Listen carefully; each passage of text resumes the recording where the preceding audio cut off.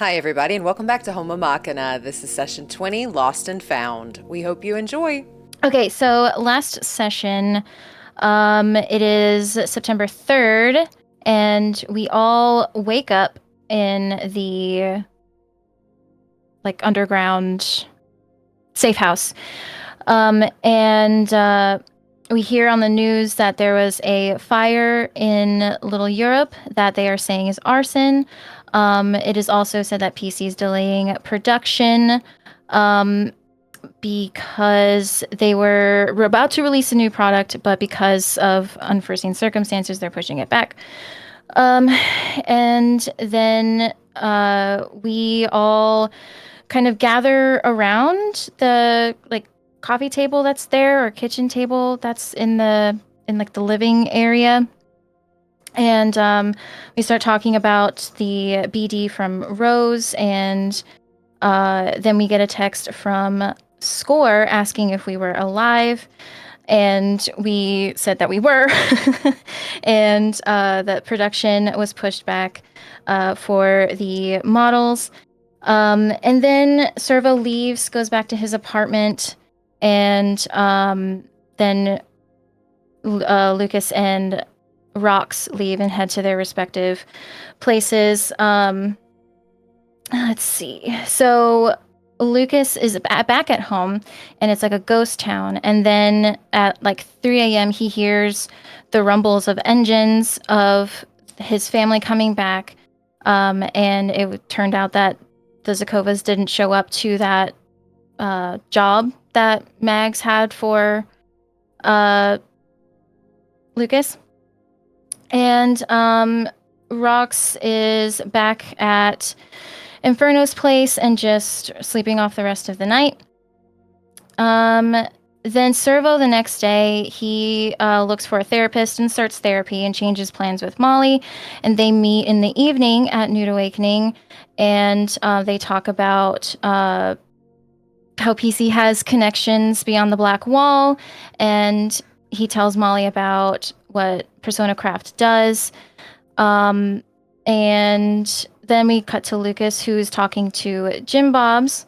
And then after his conversation with him, he heads over to NCPD for DNA testing, and he runs into JD while he's there, gets a copy of the results, and the lady working the counter is confused because there's a 99.2% match to JD and a 50% match to a man named Archer Doyle. I think that's what his name is, Archer Doyle. And JD chalks it up to them being twins, separated at birth, and then they go to a bar where they kind of talk about what Archer was doing. He was an exec for Biotechnica, how he died in a car accident, and they talked about what Mags was like. Rox goes to Purdy's and returns her outfit and gets an apartment, or finds an apartment that she can move into. And then Cerveau returns to the bike rental place, and after some suave talking, doesn't have to pay the fee. Cerveau tells Lucas that Andrea wants to talk to him about cars. Lucas sends a message to... Oh, yeah. Lucas came over to Rox's apartment where he told her that he was going to bomb the Zakovas, I believe, which is why he was talking to Jim Bobs. And Rox offered to help, but she couldn't the night that Lucas wanted to, because she was talking with Cerveau after his therapy session.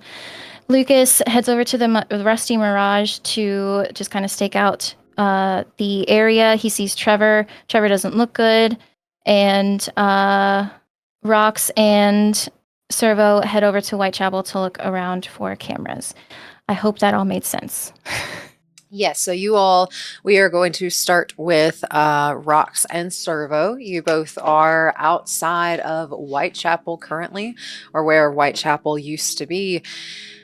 It is nothing but ash and dust. This fire burned hot, nothing is left.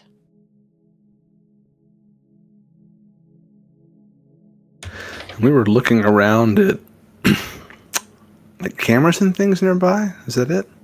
Yeah. Yes, y'all had not started that yet, though. Okay. So I think when we arrive, she's kind of just staring at the pile of rubble and everything. Just kind of having a hard time taking her eyes off of it. And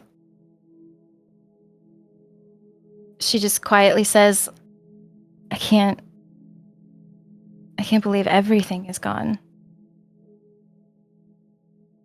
They burned down everything.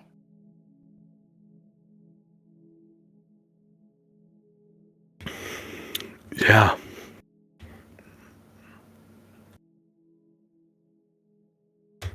They, it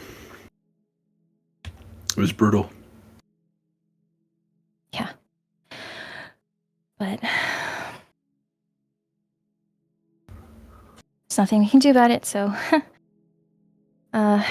and she'll look up and see if she can find anything that looks like a camera that's possibly pointed in the direction of Whitechapel. Roll a perception check. Okie dokie. Second.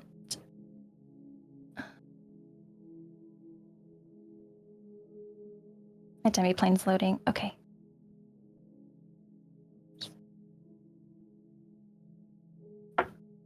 $15.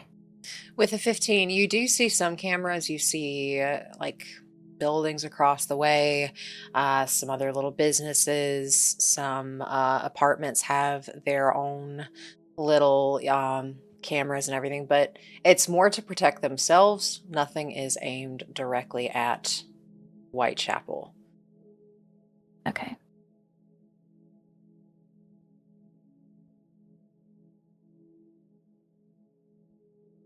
Well, it looks like there are cameras.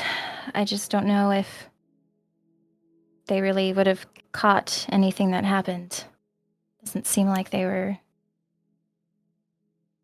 really pointed at Whitechapel.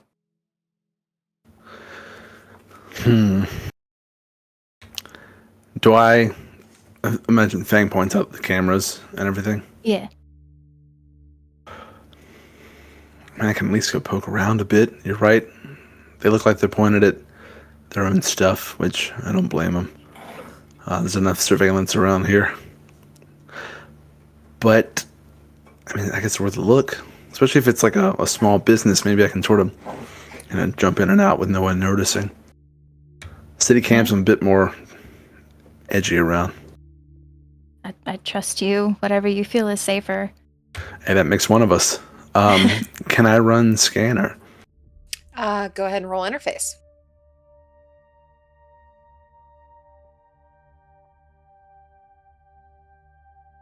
Hey, crit success to start the night. That's a 19.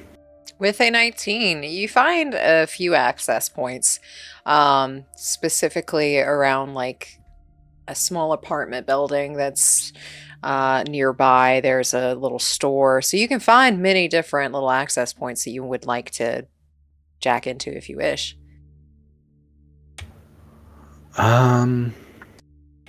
If I can determine which one I think may have the most chance of having... I know there's nothing pointing at Whitechapel. I guess anything pointing closest to it.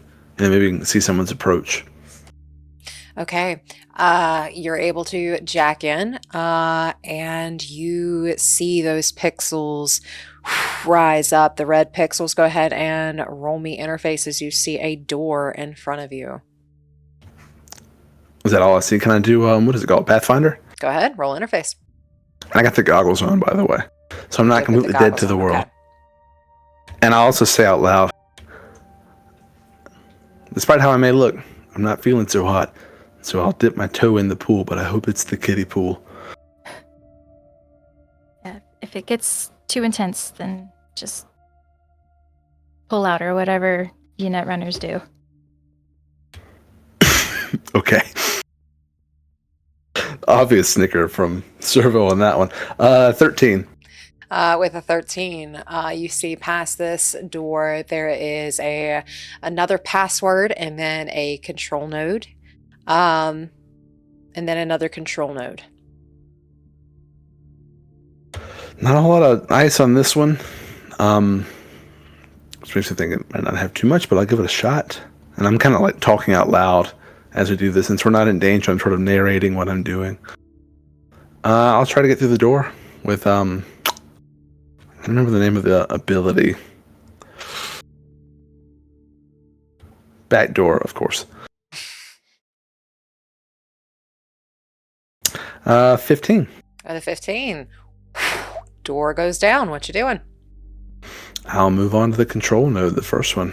It's another password first. Oh, okay. Well, let me do,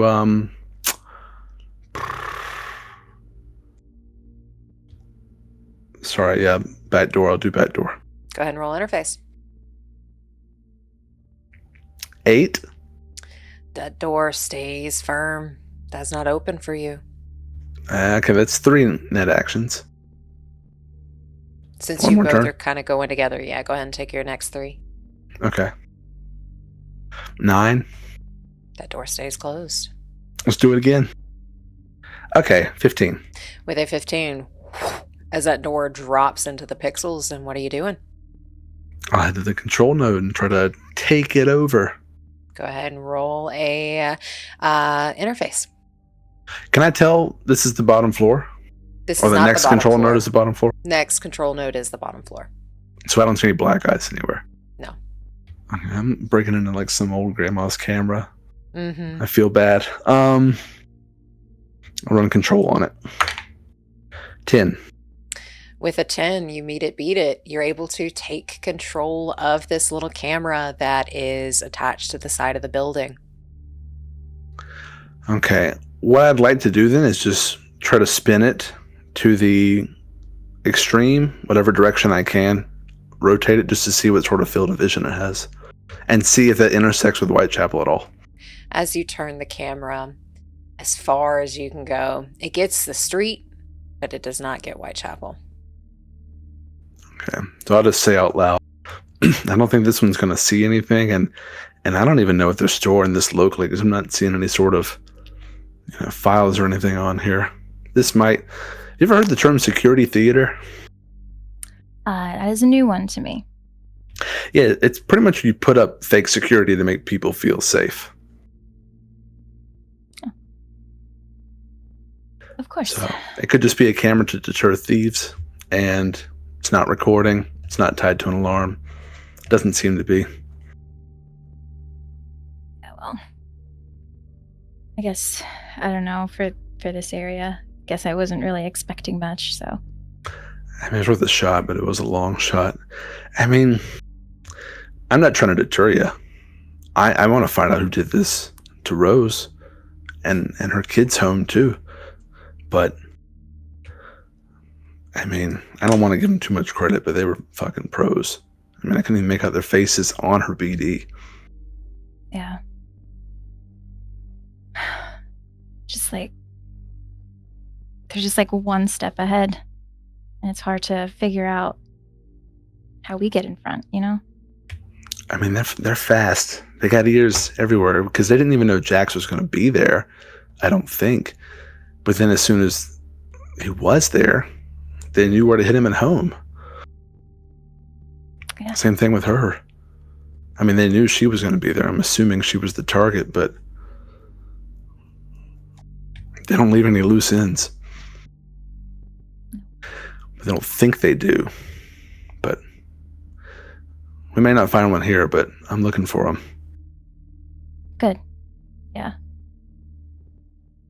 Well, it was just, this is one thread to try to pull, but didn't really lead to anything, so. Well. Can't blame me for trying. Yeah, thanks for looking. Yeah, sure, yeah. And then, anything else I find out, me, you don't really have to twist my arm to get me talking. Yeah, I'll definitely share if I find anything else, so. Yeah. Well, You gonna be okay tonight? yeah. I got a new place. So we're slowly building things back up. I'll be okay. That's all you can do. Yeah. Well, I don't want to keep you out past your bedtime, so. Yeah, those. Well, I guess I actually have a bedtime this week. I have obligations. It's like having a job. It's weird. Yeah, well, life does that, especially after something so huge like this. It's hard to find time to sleep when all you want to do is just figure out what happened. But I know that feeling. Well, you gotta take care of yourself too, though. I don't know why I'm preaching on it. Look at me. well, you take care of yourself the way you need to be taken care of. Does that make sense? Yeah. Okay. All right. Well, I guess I'll head back to the lovely coast Be safe. Enjoy those fireworks. every night. See you later. Bye. And I'll head off to the metro. Yeah. Yeah. And Rox will walk over to her apartment. Okay. We'll stay with Rox for a little bit. Is there anything else you wanted to do this evening? I think when she gets home, she sits on the couch for a while, just really thinking about things. And after maybe, I don't know, a couple hours, she'll pull out her agent, and in the group chat to Cerveau and Lucas, she'll send a message. Hey, let's meet up for dinner tomorrow night if you guys are free.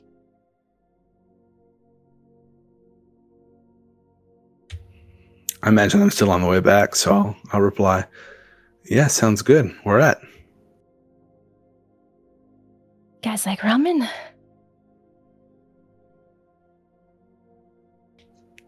Big, one of the like grinny faces, I guess, whatever they're called. Big teeth. Ramen, Nova. Cool.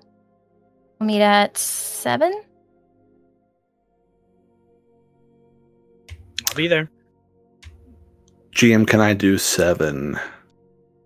Yeah. I'll try extra hard tomorrow. Cream. See you guys then. Cool. And she will just go about the rest of her evening. Just kind of, she's looking like she's got a lot going on in her head. But she'll just settle down and, try to just relax for the rest of the night and go to sleep. Okay. And with that, Cerveau, is there anything else you're doing this evening? Actually, yeah, because I haven't done it yet. Can I try to repair my bodyweight suit? Roll me a basic tech. I always want to call that one a basic check. I am basic. Oh, 16. yes. All you needed was a 9. So you are able to repair your armor jack. It is now back up to its normal 11. And is there anything else you wish to do this evening? No, that was really it. Is Mads there when I get back? Yeah, Mads is asleep by the time you get back. Okay, I won't bother him. I'll try to be really quiet and just head to bed. Okay. And you're able to go to sleep. Lucas, is there anything else you're doing this evening? See, we left off at the Rusty Mirage, right? Still staking out, or were we back? So you had just done your stakeout, saw when they arrived, when they left. So it's about 2 a.m. for you, 2, 3 o'clock. Okay. And just so I also have it right, it was just the one vehicle that showed up, and Trevor was part of that group, but there wasn't another group that was there. There was a group that showed up about an hour and a half, 2 hours after. And that vehicle is still there? That vehicle and the other vehicle left at about the same time. Okay. I don't know if this is possible to, like, I don't know, retcon, but you said Lucas noticed that Trevor just didn't look well and didn't notice anything specific. Is it possible to try and take another look as he's walking out as they're leaving? Or is it Yeah. past that? Go ahead and roll me. Let's do human perception for this one. Okay. 13.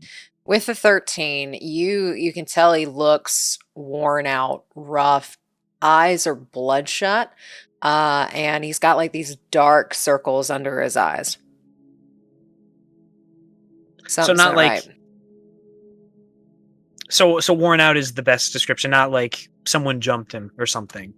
He doesn't look beat up, no. Okay. Roll me a concentration check.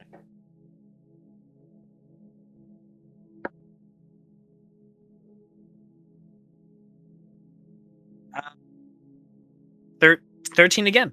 Okay, with the 13. You remember the letter you read Mm-hmm. talking about combat drugs. Okay.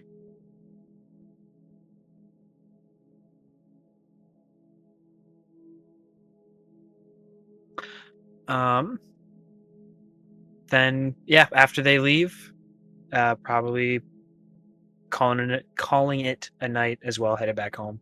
Alrighty. You all are able to recover your 5 points since you all have a body of 5 for your hit points. Next day comes around. Is there anything specific anyone wanted to do today, or are we waiting until 7?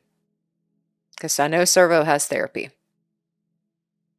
Yeah, I'm just therapeutic all day.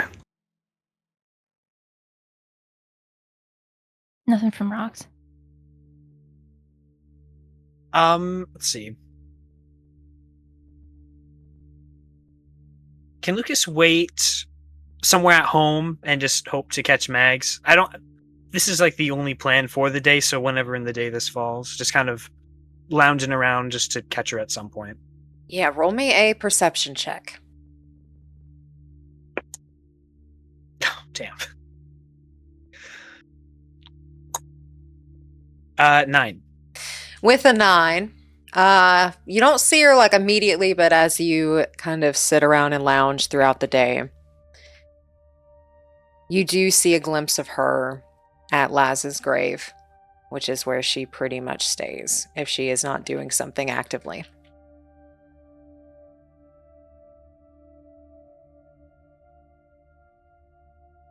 Ooh.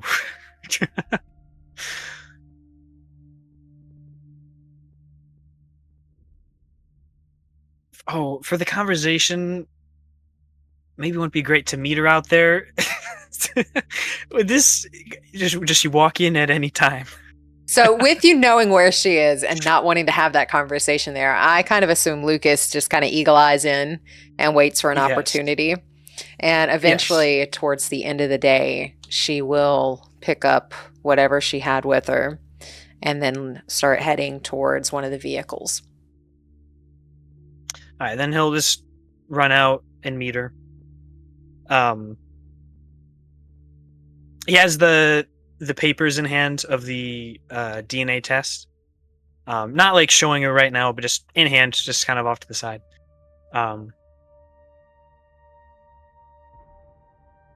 Hey, Mags, I wondered if you had, I don't know, heard anything else? Got any figures to why the Zais didn't show up? Any updates? No, I haven't had any updates yet. I haven't gotten my normal letter from Trevor either. Well, he was part of what I wanted to bring up. I was out by Rusty Mirage last night, and he and a few others of us happened to be there, and he didn't look good at all. Like someone hurt him, or? Like he just hasn't been sleeping well, that he's just been struggling and providing whatever exactly the description that was given earlier, giving that to her.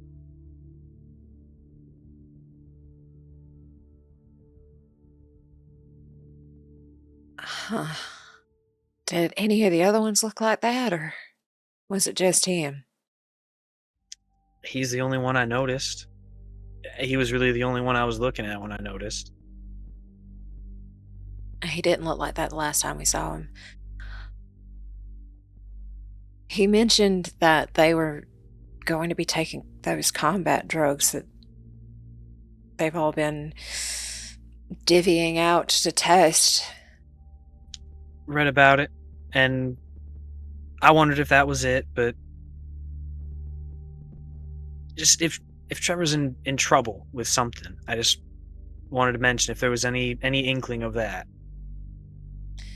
I haven't heard that he's in trouble, just that he was going to start taking that in order to fit in a little easier, but doesn't sound like that's going very well. But if we pull him out now, it's going to be obvious. Yeah.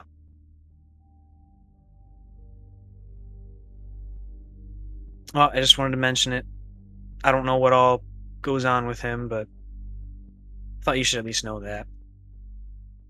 And he just looks off after that. Just there's this kind of long, awkward pause, as if he's trying to find a way to change topic, but just lets the silence do it for him. And lifts up the paper and holds it out to her. It was recommended that I take a DNA test by someone. Long story. And he just hands it to her. Archer? And just looks at her. And what have you heard of Archer? Well, a lot. Shockingly, he's well known by a lot of women, apparently. It's not very surprising. Is that you didn't know that part? I kind of got the idea after a while, but said he wanted to leave that life behind, you know. And she'll unroll the paper and stare at it. She'll look at you, look back at the paper. She folds it up.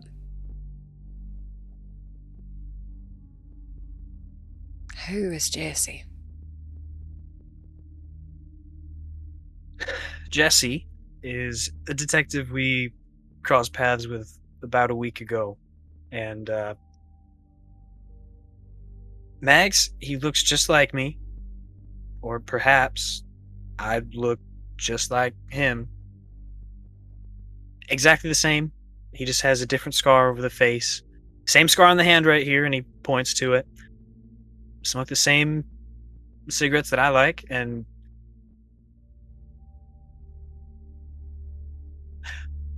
the job that I mentioned that we did just recently, where the Zais were over the radios, there was conversation between Bing and one of his other thugs.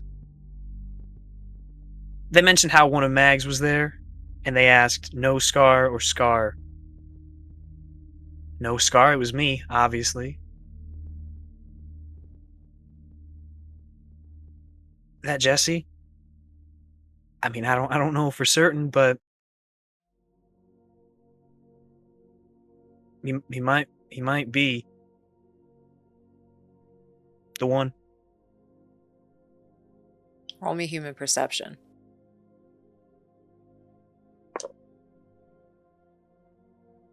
11. With an 11, she is usually extremely hard to read. She looks like she is about to puke. Like that queasy, like unsettled look just kind of comes over her, and she's trying to hide it. You can tell she's trying to hide it really hard. and failing. I'm sorry, I didn't know exactly how to bring it up, and well, I don't want to hide it. No, you did a good thing. Thank you for... She holds out the paper. Thank you for telling me.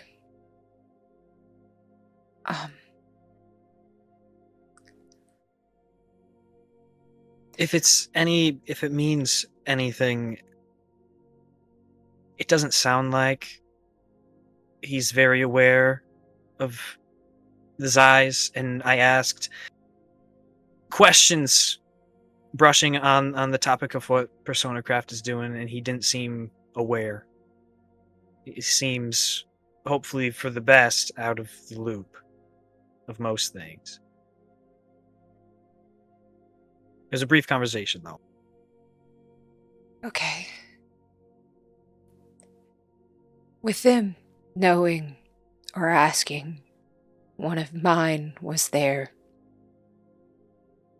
They've known about this the whole time, haven't they? It's kind of what I figured, too. I'm just confused by it that they would know about it, but then set him free. I mean, if they're keeping tabs, I'm sure he's not actually free, but it doesn't seem like they've had much of an influence, at least as of late. No, but they've been dealing with Biotechnica for quite a while. Archer used to work for Biotechnica. Yeah. You see her taking a breath. Roll me another human perception.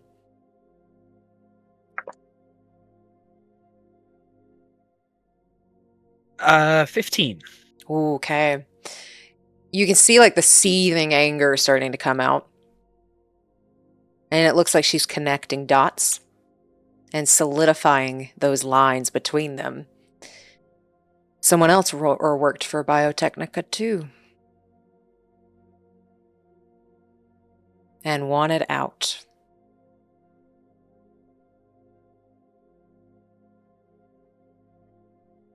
And she says that, or that's just what she's piecing That's together? what she's piecing together, but you can kind of, with that high of a roll, kind of piece together this is what she is putting together.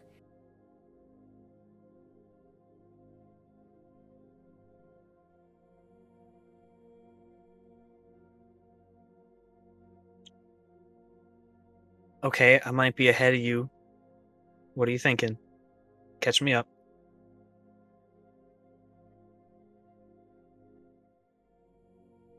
Biotechnica and the Zakovas have been linked for a very long time, and we've been nothing but a piece in their chessboard, and I am just finding out about it.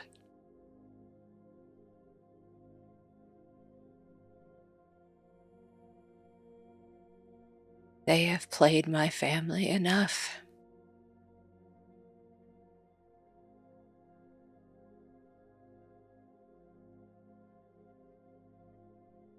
Do you know where Archer is? Jesse said he was dead. Well, I'm gonna go make sure. And she will actually start making her way to her car and get into it. How do you mean go make sure if he's where are you trying to find him? I'll either find his grave spot, or I'm going to find his bones, or I'm going to find something to make sure that that fucker is dead and he is gone, and that is as simple as that. And then I'm going after the Zakovas. You can tell she is very angry and doesn't quite know what to do with all this anger right now, as she will get into her car and she is closing the door.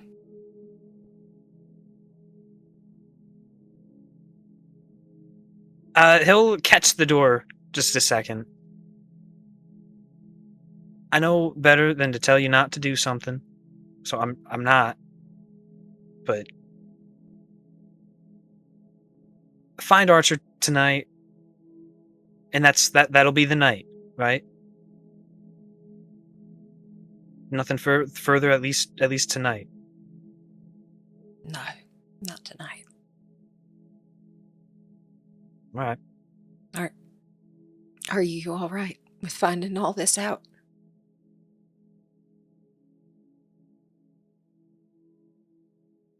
I mean, I had it broken to me a little while ago of what, and just gestures to himself. And these are just extra pieces that existed well before I knew.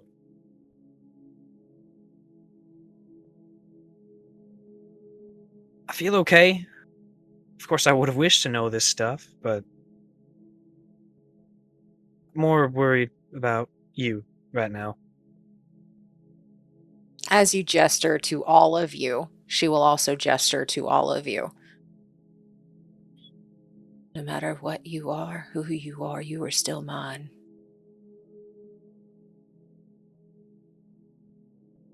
And let's do the lip press with a little smile with it and just nod his head and look at the ground. And no one's hurting my boys again. Just whatever you do. I would love to do it together. She pauses. She'll lean over to the other side of her car, open the door. Then I guess we'll hop in. Okay. And you both pretty much at 4 o'clock, or not 4 o'clock, it's the next day, middle of the day, start heading into Night City. And this is probably not a place Mags heads very often. But with that, Rox, is there anything you're doing with the day before 7? No, she's mainly just sitting around her apartment, just very deep in thought. Just kind of counting down the hours until they meet up for dinner. Okay. And Cerveau, you just therapying. I'm getting brain danced back into health. Yep. Alrighty, and with that, as you both make your way into Night City, she makes her way to a police precinct. And she starts walking in like she owns the place. I think he follows suit, probably lagging a little bit behind her, not because he's trying to keep up, but just can't, and he's just kind of looking around trying to gather what exactly is happening, where they are, what she's trying to do. So just following her as she goes. And she pretty much just walks up to the concierge that's there and starts demanding a death certificate, or the death notifications, the death certificates, the death information, whatever, on Archer Doyle. Gives them a birth date, his whatever the equivalent in Night City is to a social security number. She knows it all. And she sits there and stands there and demands to have like information on a death certificate or something of that nature to prove that he's dead. And the person behind the counter's like, and like, she's scary. So she's just kind of like slinking in her chair and like slowly typing, or very quickly typing into this computer, and then prints off a piece of paper and hands it over. Mags very quickly glances at it, folds it, heads out, starts going back to her vehicle. Once she starts heading out, Lucas will start following her, but then turn around and just kind of like lean forward, put his hand out, and just like, thank you, and follow her out. Very quick nod, and then Mags starts heading to old houses, seeing and like knocking on doors, seeing who answers. You get the sense that, roll me a human perception, actually.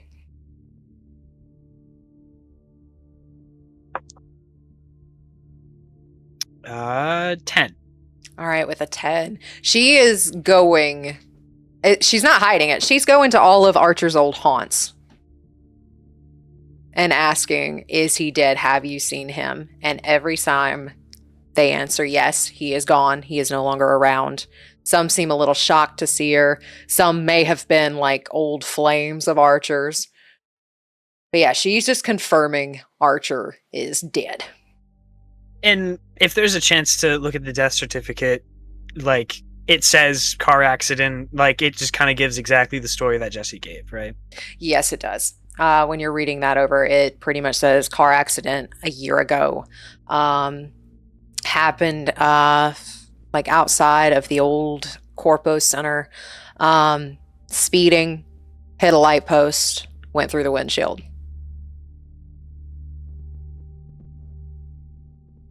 And just sometime in the car as they're going, when Jesse told me it was a car accident, knowing his attachment to Biotechnica, I didn't necessarily buy it either. Biotechnica likes to fuck us over, don't they?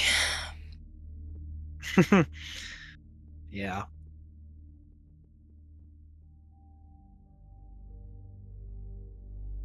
You said he wanted out? That's what he told me. Then got pregnant and he bolted. Good guy. I mean, I know we've already established that, but Yeah, great. never reached out again? I mean, maybe he didn't want to, but looks like he No. kept enough tabs on him. Never reached out again, never heard from him again. But he used to tell me Jesse's what he wanted to name a kid, and I wanted to name my kid Lucas. Well, So it sounds like he decided he wanted to have a kid after all. sorry, Jesse is an overrated name anyway. Don't like it myself. Yeah. I didn't like it either.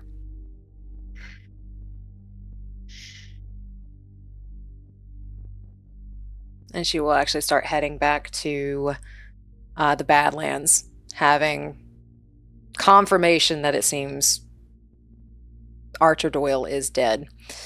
But knowing Mags very well, if he wasn't, she was going to kill him.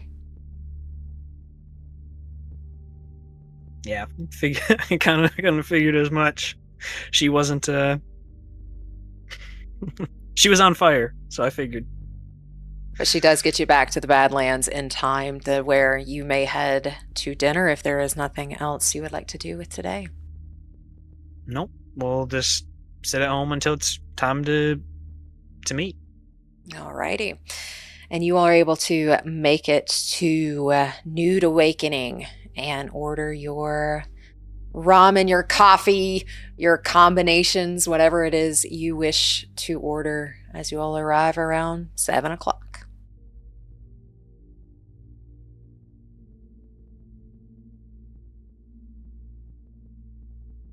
Rox picks a booth, I guess, kind of towards the back.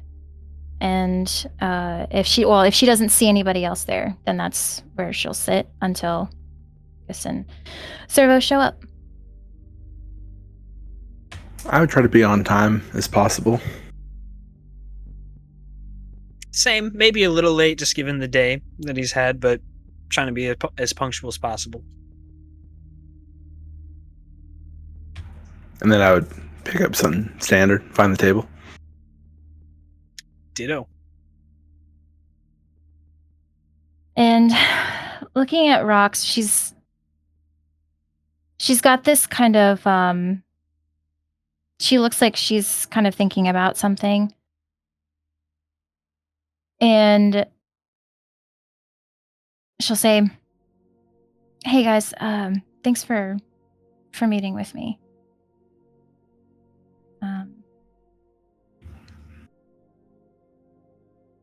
I've been doing a lot of thinking since we last talked," and she glances at Lucas, "about my life and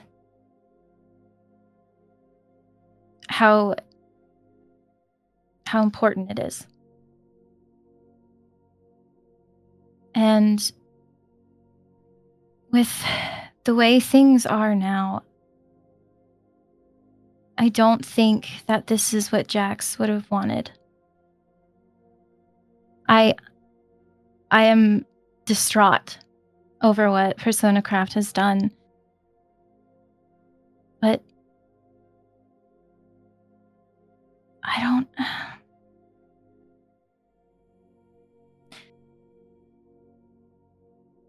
I think it's best for me to leave this Persona Craft operation and focus on what Jax has taught me, carrying on what he wanted to do and achieve the dream that he knew I had, which was open up my clinic and just live a normal life after everything I've been through. And after everything, putting it on the line, and I just know that this is what he would have wanted instead.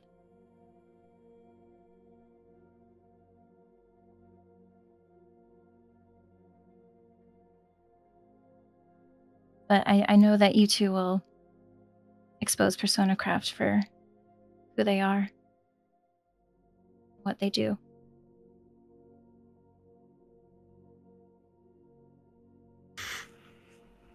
It's tough, but I can't say I don't get it.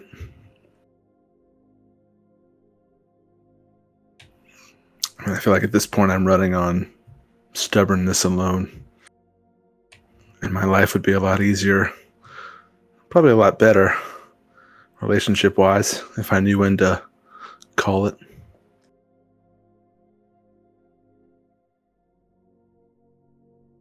Yeah. This just doesn't feel worth it to end my life over some corporation.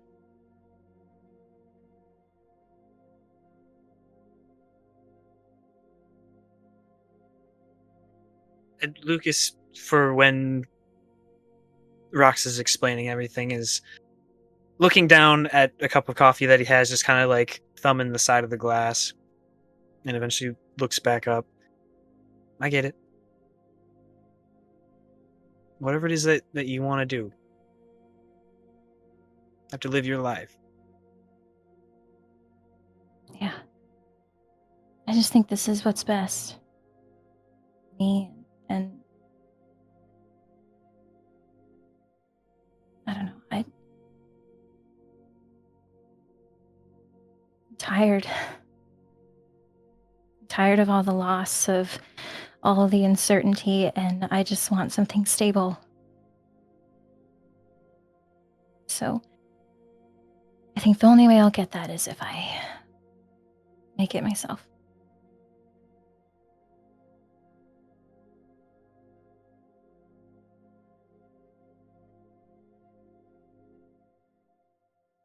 Yeah, I think. Then again, as she is explaining that all, Lucas is slowly nodding and has a little smile on his face, trying not to like show it, but he's just taking it and understanding. And But you know, if blow your fingers off, you know how to reach me. What if I get a few more holes in me? I can take care of those too. I still owe you. No. I'd do anything for you guys, so whatever you need, just stop on by. I'll keep you guys informed of where my clinic is if I ever get there. So. oh, you will. Soon, I'm sure. It'll happen. Yeah.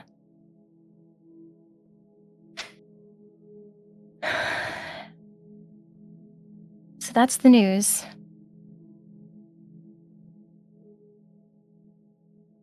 I know that was a tough call. It's got to be, and be lying if I said I hadn't thought of it at all, but I get it.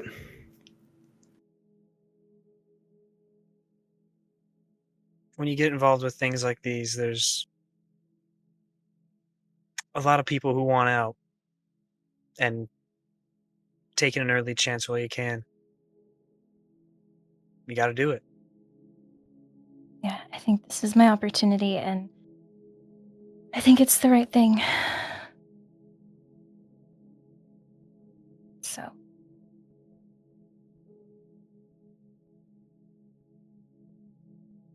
But getting to know you guys has been great. So it was a good experience overall, minus a couple bullet holes and the like. It comes with the territory. I mean, we hit him pretty hard once or twice. I think. Something to be proud of. Yeah. At least we mess with their production a little bit.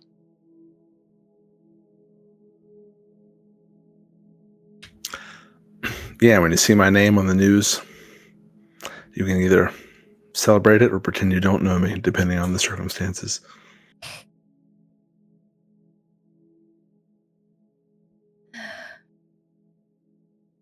Yeah. I have no doubt that you guys will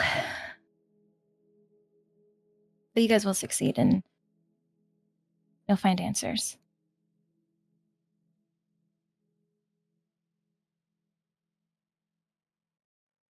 You'll find yours too. Yeah.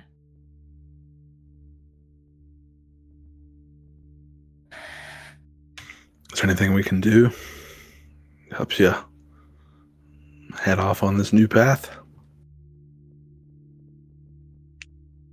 No, I think I've got it. I think I've got a plan. It's already starting strong with an apartment on my own, so I think I've got it.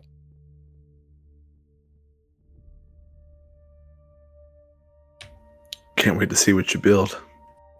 It's going to be great. Yeah, it'll be great.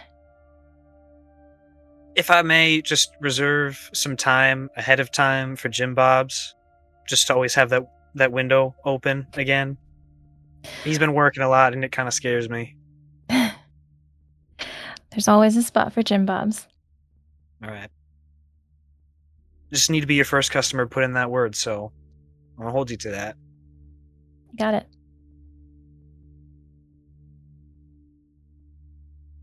And at this time, you all will get a notification that 2,000 eddies has been put into your accounts. Perfect timing. Well, do I hear other people's agents go off? I guess I could just be commenting on my own. Hey, look, check it out. That'll cover some of my medical bills. And Lucas will take his out and check it as well. Well, I'm sure we all got about the same, but if there's another round of nudes, that's on me.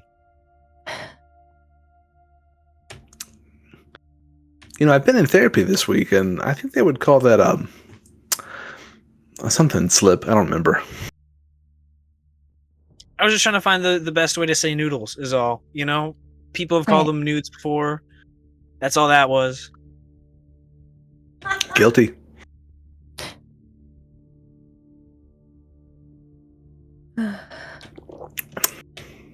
Not a bad way to end the night, though. Yeah.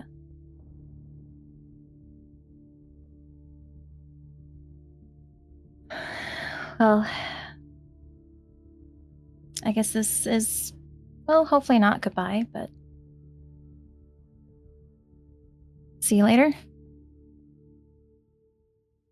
Yeah, you just don't have to work with the skunks anymore. Not like we're strangers, though. Yeah.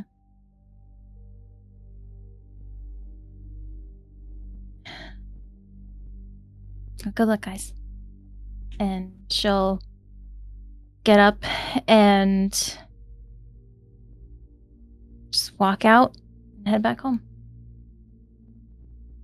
Looks will just watch her as she leaves. Even like, if there's a window to watch it as she's continuing, just following the entire way. And once she's out of sight, Looks will like sit up and just shit and just kind of slouch into the booth they're at.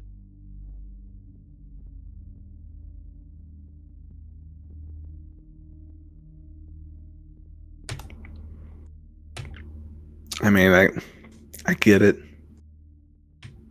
That last gig was... I still got some questions for Score and them about that last gig. Not that I'm not to blame for what happened to me, but... I definitely... Continue.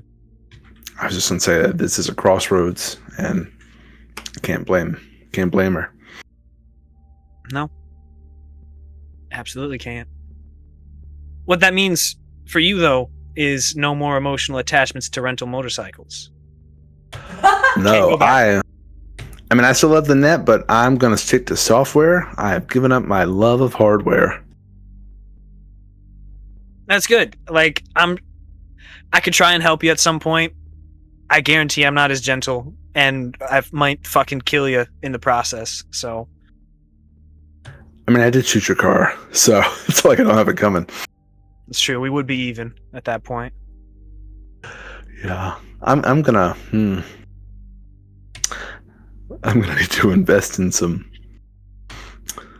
bubble wrap, maybe some calisthenics.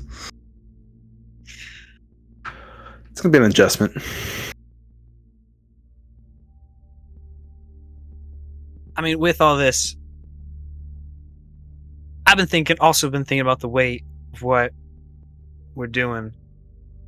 People have tried to take shots at corpse before, some of which have been successful, most of which probably haven't, but even the successful ones, when they do happen,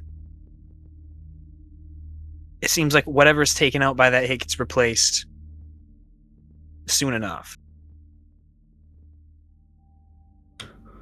Yeah. I mean, if anything keeps me up, it's that. Because, like, you lop off one head and two more of those fuckers pop up. And it's like nothing changes.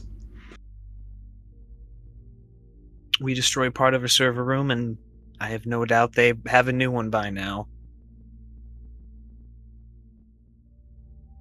I guess the only thing is,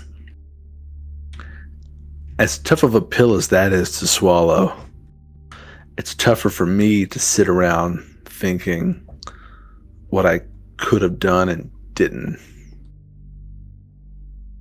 Because, like, what else am I going to do? Fang's got talent, Ripper Dog, helping people, all that. What am I going to do? Like, help someone break back into their email account or something? Certainly would be miles more boring. I'm just trying to think, and I know it's something we can't answer now, but I would love, when we do hit harder, if we could find some way where it's a little more permanent. Yeah. Yeah, I mean, that's exactly it. Because, I mean, we're only going to get so many chances before it just doesn't go our way. And that'll be the last one. So you got to make sure what you're doing is going to stick, that it's well thought out, that it's not reckless. And I say that with a lot of self-awareness. Yeah, I get it. But what do you think, though, given all this? I mean, what do you want to do? I have not a clue. Most of this I've been out of the loop on before we started. So there's not too many unique ideas I have right now. I figure wherever we do go, we're going to build up to it. But I guess I just mean is it still worth it to you? go after a corp like this? Yeah. I'd say so. Oh, I never know how to bring this up either. Didn't you, Cerveau, when we came across that body, one of the first jobs we did, you were able to see it in a certain way and notice a jack in port or something? Yeah, it was tough. I mean, I think they've gone to lengths to try to hide it. But yeah, I think I was eventually able to determine that it had some sort of something that, like, you know,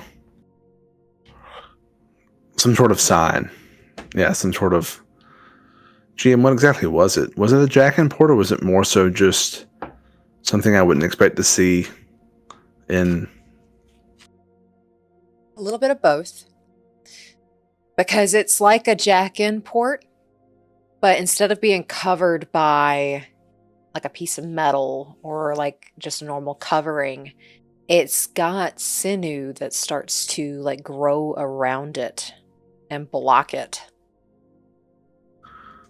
Yeah, so like, I imagine that people with all their implants probably have some way to jack into them at some point, but this was like more... It didn't look like typical cyberware. Correct. It looks like once it is there, you're not jacking into it. Okay. But scanner can reveal it if it's Yes. really good, yeah. So I'll share that, and I mean, I got a friend that I catch up with occasionally, and she's a net runner too. And I broke all this to her because she's trustworthy. And she was scanning me up and down, and I was scanning her. And it's just a big kind of sense of paranoia, but technically, yeah. I mean, if you really nail it, it's possible to see some sort of sign. Anyway, that's a really long-winded answer. Why do you ask? You can just scan anyone, right? I mean, yeah, generally, the way it works is I'm just looking for access points, so yeah, it shows up. Do it here. To me. To you?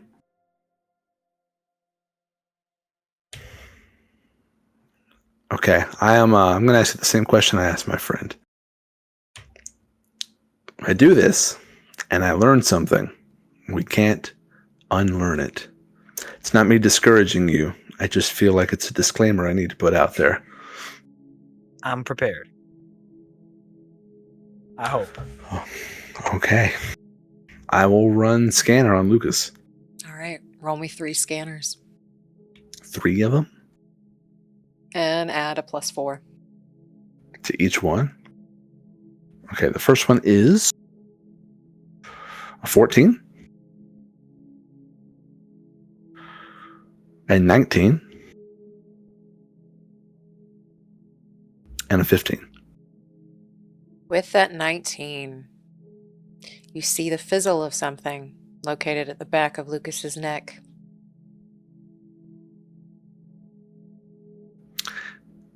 Is it possible to hone in on that and sort of localize the scan to that area and keep trying?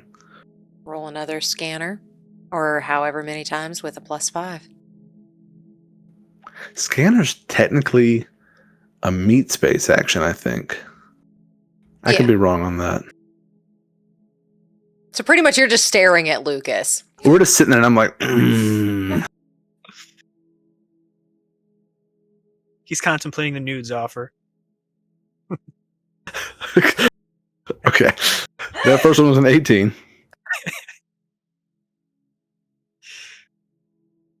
16. 16. So 18's the highest again. You don't see anything with an 18, but you think you saw something with that 19. I know I'm just kind of like staring bullets into you right now. I'm trying to hone in. There seems to be some sort of similarity between the body we found and your cyberware, but I'll keep trying. These sort of things you want to be certain on, I imagine. And I am. We have a mutual contact. You just asked if it was still personal and if it was still important. And it is, because it's a little personal. Mm.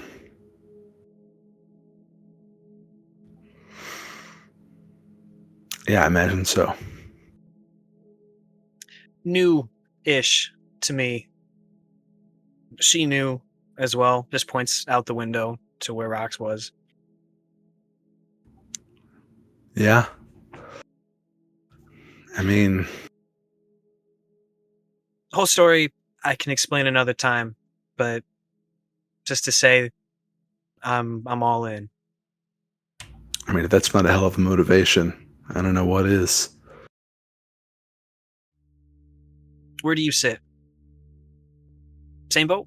I mean, not that it's exactly this personal, but I mean, I all in? haven't scanned myself, but my friend did, and she's pretty good. Don't tell her I said she's almost as good as me. And she would have told me in a heartbeat. So I can't say I have that. I don't know. I'm not going to pretend to know how it feels because I can't even imagine. But I mean, they killed Rose. Closest thing I've had to family in a very long time.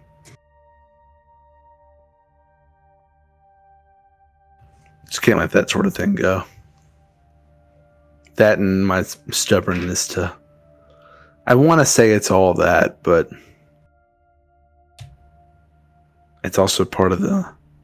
You know, I can't just do nothing. I can't just be Cerveau, the guy who's pretty good on the net and lived and died with nothing happening. Did nothing, made no difference when he could have.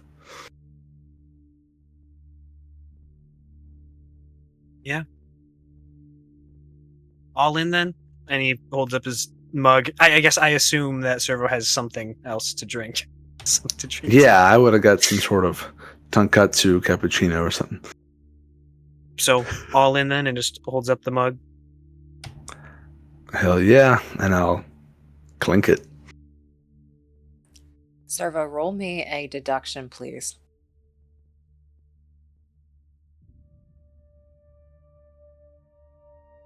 My deduction's not great.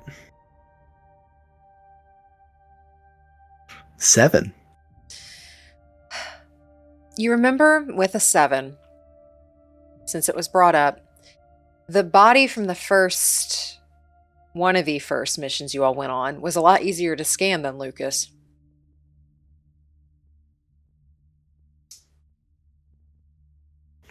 Yeah, the butler bot, right? Or do you mean the other bot, the one that didn't have any sort of consciousness? The one that didn't have any sort of consciousness, the new one. Was easier to scan. Was easier to scan. Okay, I will share some of this then, and I think I'd lay out like a comparison. I'm still trying to wrap my head around the whole thing, but so there's the butler we found when we first linked up, which was like a bot. It's probably the best name for it. And there was the body we found on the Badlands, which was obviously a lot more organic, but simpler to determine the nature of, I guess, compared to our little exercise just now. At least as far as like scanner capabilities goes, technology, if we're going to take the human factor out of it, just break it down to hardware, which again, I'm trying to swear off. I mean, it's difficult to tell sitting here with you. At least hardware-wise.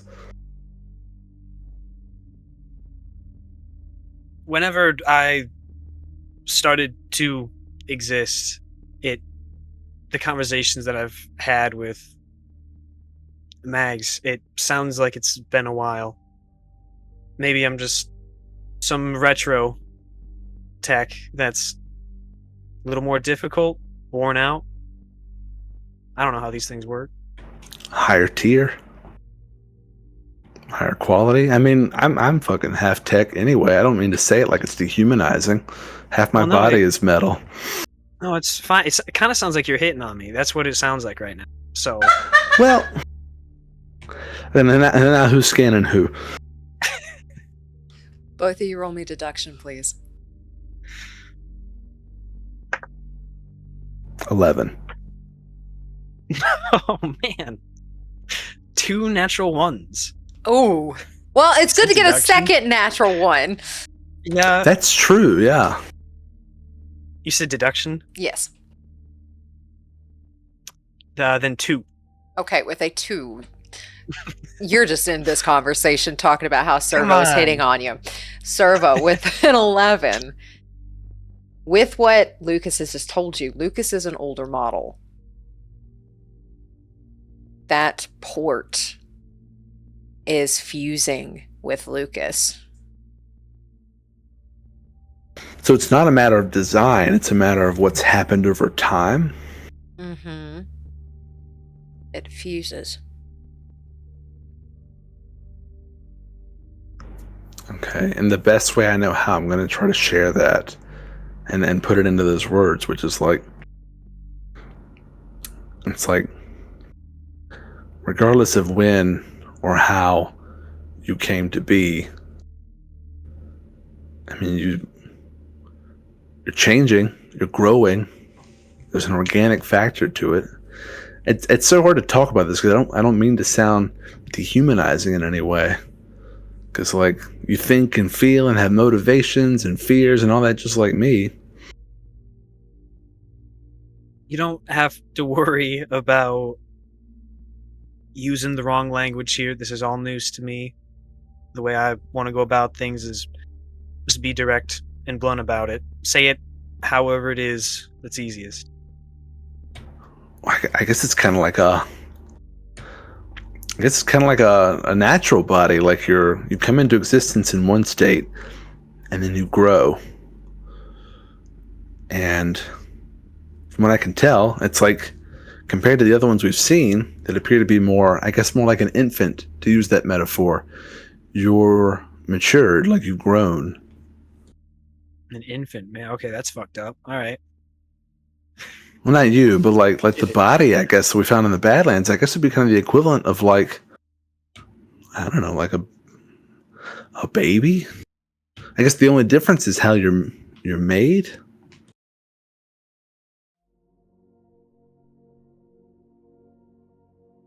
I don't know. I have much to say. I've just been learning things recently. I mean, I trust what you say. You know more about this than I do, ironically. I'm spitballing and conjecturing here, deducing, as it were. Yeah. I didn't know Andra. I haven't known Andra long at all, but I mean, she's picking up interests. She wanted to go to the casino and all that. She wants to learn about cars. It just seems like some sort of... I mean, did she like that kind of stuff when you knew her? When I knew her, yeah. I mean, I don't want to give myself too much credit, but I think she started liking some of those things because of me. Unless it was a natural thing and we just happened to intersect at that point and we were able to explore and discover these things together. I don't know. That's the thing. How would you know? Is it worth knowing? Why do I like coffee and ramen? Am I programmed to like it? Do I meet cool people here like you? And that's why I like it? Yeah, I think you're flirting with me. I think it's just because you have exquisite taste. That's all. You're making strong points. I'm not trying to cross any platonic boundaries here. You're making strong points. Okay. The coffee's getting to my head. I guess what I'm trying to say is just I don't know what to think of it. I want to learn more though, and it sounds like you do too. I think we're in the same area. Yeah, and like I don't know. I get your motivation. What I don't get is this Graves guy. I mean, he just gave up. He like sold himself. And Lucas just looks down, back, kind of doing the same with his coffee as he was before. I think he just really wanted his family back. He's always talked about them, that he would do anything to have them back. I think that's who they're looking for. Typical corp fashion. They're looking for people who strongly want something, and they will take advantage of that desire. Give you a little drip of it till they own you. Yeah, well, I assume then he's not the only one, and probably won't be the last one either. No, I think Rhodes is probably the same way. And whoever else.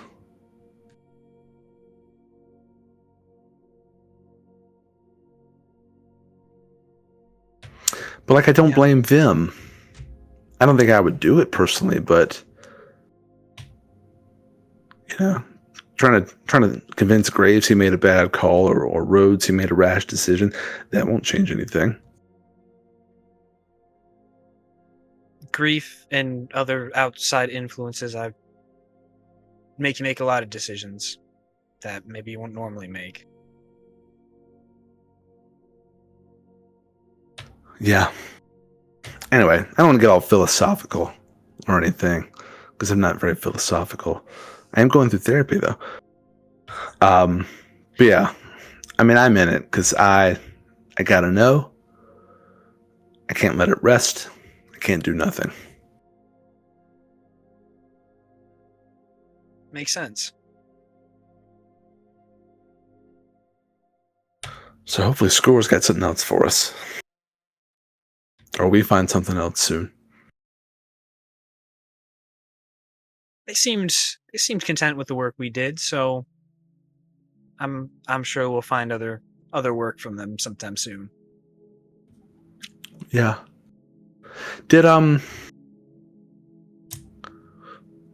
so Andra, as we've met her, worked for Persona Craft. Where did she work? What did she do for Eddie's when you met her? Well, she worked for Biotechnica for a while. Didn't love it herself. That's, I think, part of the reason she liked me so much is that I was so far apart from that. Yeah.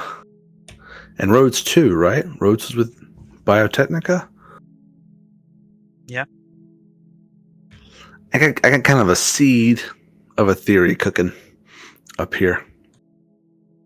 I don't have a lot to go on. Okay.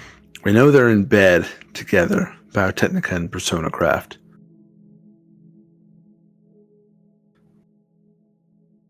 And there's just so many links of people, not just the corpse being together, but the people that sort of tie them together. Former Biotechnica people, too, I'm aware of, who happen to be related, but still. Now sort of throwing in with Persona Craft.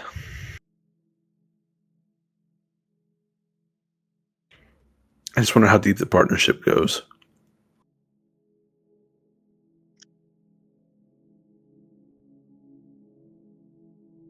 If they're doing stuff like this, at least what we understand, it feels like it would be pretty deep then.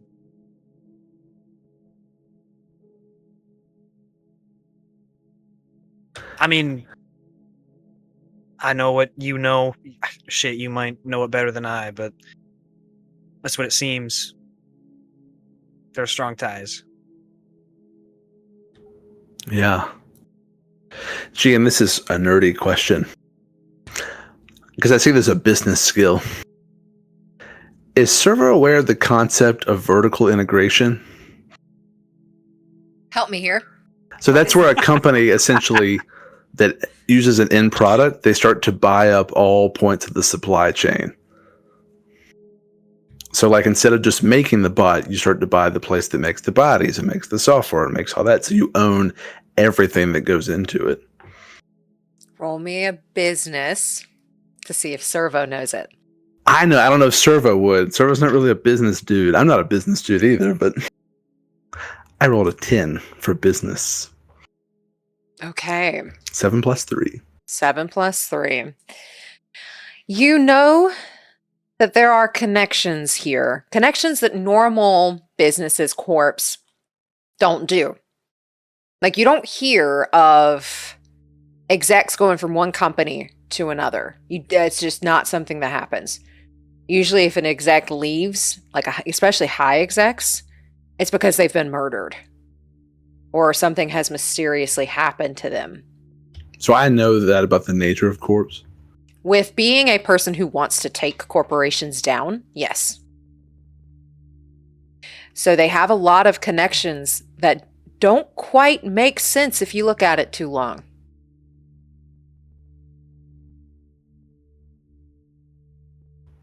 Yeah. So I'm going to try to explain that as gracefully as you did. And I do. And then I'll say. And I do. I do the thing. So here's the theory I'm cooking up. I mean, they're in way too close for a partnership, for, you know, some sort of mutual monetary gain or something. And there's people jumping back and forth, which you just don't see in that game. I mean, once you sign on with a corp, you're pretty much there for life, and they determine how long that life is. I don't think Persona Craft is its own corp. I think Persona Craft is the name that Biotechnica has given to this experiment in case it goes south. And if it does, they can wash their hands of it like, it wasn't us. We were just a business partnership. But if it goes well, they reap all the rewards, whatever they're trying to gain from it.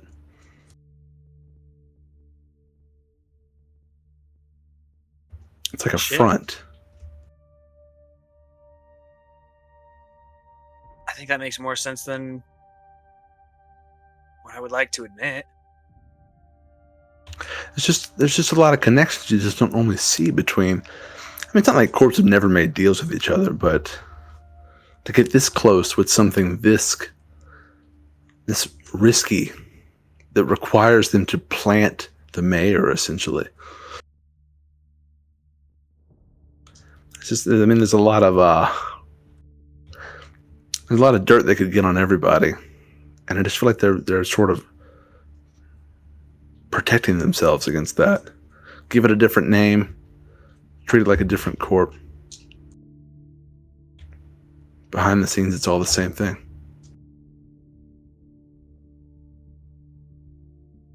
I mean, because where did Persona Craft even come from? These corps have been around longer than I've been alive, but Persona Craft just sort of popped up, GM within the past few years? About 10 years. 10 years, and they're already like a big player?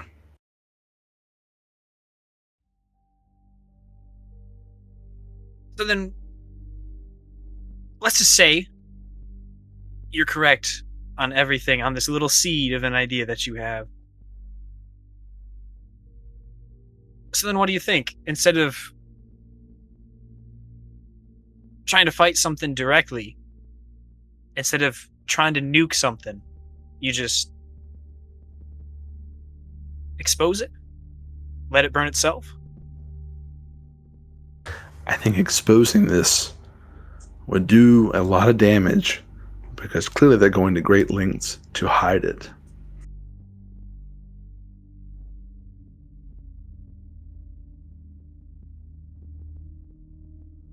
Exposing sounds a lot easier than just willpowering something to destroy it. So Yeah, and I mean, and if it is right, if Persona Craft's got the full backing and funding of Biotechnica, I mean, we would just be like lopping off a finger of the whole monster here just by taking down that one part. But like revealing the monster, I don't know. The city's pretty fucked up, but I think some people still have sort of a sense of like there's something fundamentally wrong about what they're doing, and the general public just wouldn't like it.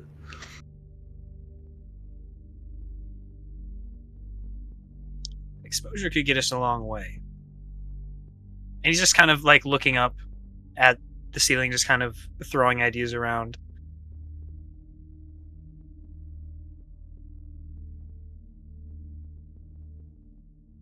Because with exposure, I mean, you could burn the branch, but you could burn the whole tree. That's a good way to put it. Could work.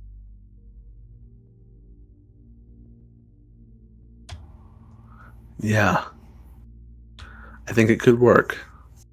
I don't know how. It just feels like it could. In a perfect world, if all this is true, then if we feel exposure could work, we might not have to be as involved as what we thought. I mean, a fire, burning something, takes very little. We don't have to be in the middle of it. We just have to be far enough away to set it alight. Yeah, just like a little spark. That's all you need. Yeah. I don't know what that would be. How we do that just yet, but That's the thing. I'm sure they got some sort of contingencies in play. I mean, that's the whole reason behind having, again, going on a limb here, if that is what Persona Craft is to them, that's the whole reason of having this scapegoat. Easy to sort of slough off if things go south.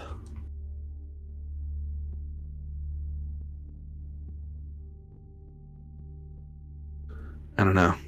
Oh, and this is helping to talk it out loud. I want to run it by Score and them, because maybe they know something else. Maybe there's other Biotechnica connections we don't know of. keep watering the seed. I think you could have something here. Yeah, I'll take good care of my seed. Okay. Man, I'm not good with words. And at this time,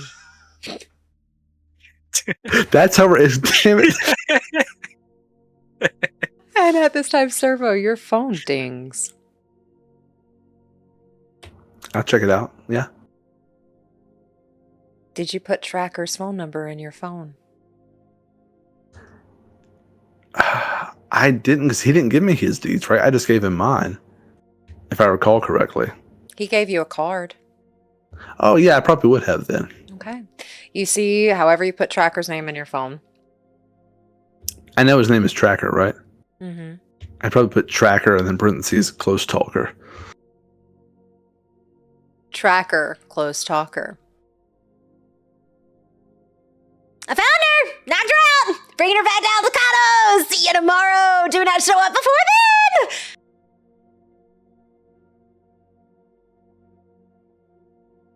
then! I love the flair. I didn't catch what all you said, though. He said, found her, knocked her out. Come to the Aldecaldo camp. Knocked her out.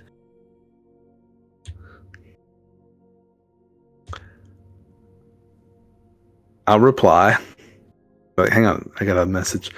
I'll reply and say, wow, that's great. Did you have to knock her out? Is she okay? We'll find out! And when did he say be there? Tomorrow, or not tonight, is what he wrote. And he said camp, so I can assume that it's... Because do I even know that name of a nomad? I mean, I know, but does Cerveau know nomad clans of that name? You've been out for a while. Roll me a concentration check. I mean, if I fail, I know who I'm going to ask, but...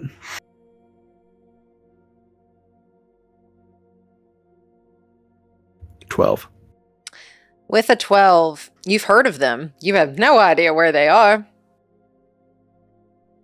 Can I deduce by camp that it's not something in the city or a gang or something? With camp, yes, you can deduce that. Also, Tracker is a nomad as well. Mm. So I put my agent down, look at Lucas, and be like, do you know the Aldecaldo camp? Are you familiar with him, her, them? All right, DM. The player isn't in the loop with this. Okay. You do know, Lucas would know where the Aldecaldos are. You don't really have much interaction with them. They kind of like mind their own thing. They do their smuggles, but they aren't like the Zakovas who have like this warring path with you. They kind of stick to their own. They deal with their own shit. They do not involve you. You know, Tracker is an Aldecaldo. Then, yeah, so then if he knows where they are, or at least the general area where they are, he'd give that information. Just for flavor, I think when Cerveau would mention a nomad clan, I think Lucas would lean forward, give the location of where it is, and then just kind of lean back and just like tilt his head down with a knowing look. Just a family matter, perhaps? Maybe. I'm not sure yet. Yes, I think. Family matters can be a lot of fun. Yeah, do you remember when I jumped out of the car and just you- ran off down that alley? And you chased a elderly woman down the road. Yeah. You saw that, yeah. We happened to see it. Yeah, I thought I knew her. I think I know her. And tracked her down. I would assume that he's good at that. I mean, it's in the name. I just kind of thought he gave himself the name. Sort of set the reputation, but no, I guess he's good at it. I guess I want to check out their camp sometime. He said tomorrow, but I'm a little wrapped up, so I'll see as soon as I can get there. But I appreciate the location. Well, I'm going to therapy, trying to work on myself a little bit, especially after everything that's happened. So if it is a family thing, it's a very loose thing. Yeah, I'm not quite sure what'll come of it. Well, when you do go, whatever the best situation is, I hope that happens. I appreciate it. I'll let you know. I mean, are the Aldecaldos, they cool, friendly? Do you guys have any beef with them? No beef. I think they mostly stick to themselves.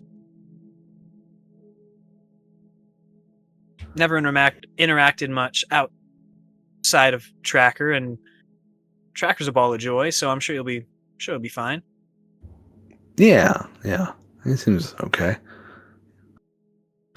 Yeah, I'll follow up on that at some point. Sorry, but yeah, I want to get with Score on this whole idea as well.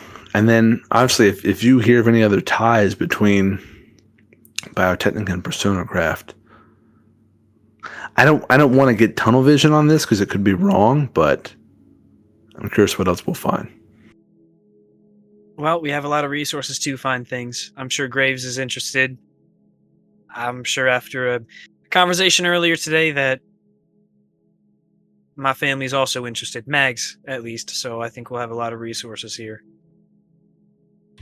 Cool. I'll find out what I can, too.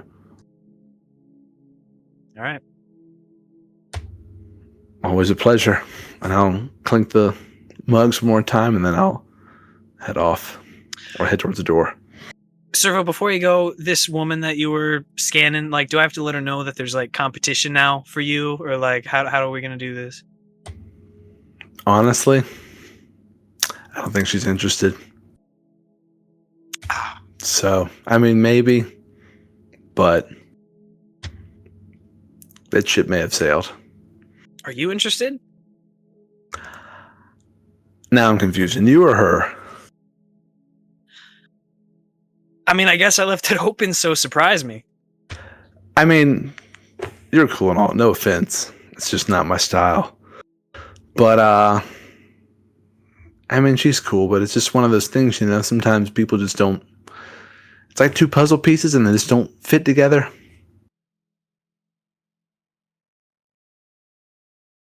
Okay.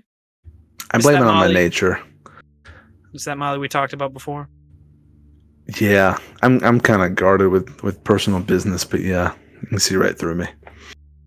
You just mentioned it before. I won't pry. I'm just trying to connect dots. It's not so much that I try to like keep people from prying. I try not to like. Sometimes I feel like I offload on people. I mean, shit, how did this conversation start? So- Okay, fair point. But yeah, I don't know. She doesn't want to get wrapped up in corpse or anything, but she's not doing nothing out there. She's poking around too, so maybe she can help us with something. All right, well, keep that in mind. No competition. You don't even want me, so I'll just live with that, I guess. You wound me. Your words have done the same to me. Okay, that's fair. I don't have a good comeback, so All right, sorry, leave. Bye. have a good one. And I'll head out towards the metro and head back. And he said, Tracker said tomorrow, but I can't get out there till the evening, so we'll just see how the day goes. Okay. So you're calling it a night there? I'll head back to my place, yeah, and unless something crazy is happening on the way there or when I get there, then yeah.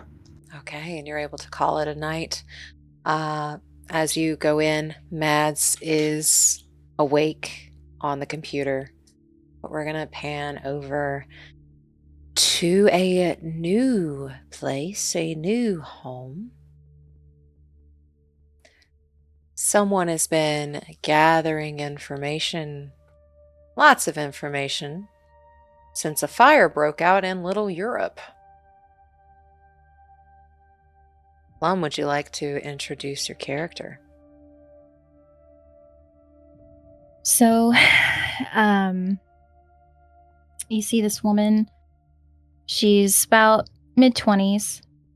She has tan skin, cyber eyes, and kind of black, wavy, curly hair that is black at the roots and fades to a green. And she has this kind of bohemian kind of looking hairstyle of these high pigtails and pieces of like dreadlocks in there, and just it looks very, very boho. And she wears a purple bomber jacket and pair of tech pants. And she's sitting looking over all of the research that she's gathered. And as you're looking over that research, you're able to start kind of putting pieces together. The fires in Little Europe happened in a warehouse on a plot owned by Autumn Lawrence that was purchased back in 2025. Autumn Lawrence has 3 children with a man named Matteo Santiago, Clarice, Liam, and Mia. Clarice is 2020. Liam was 2022.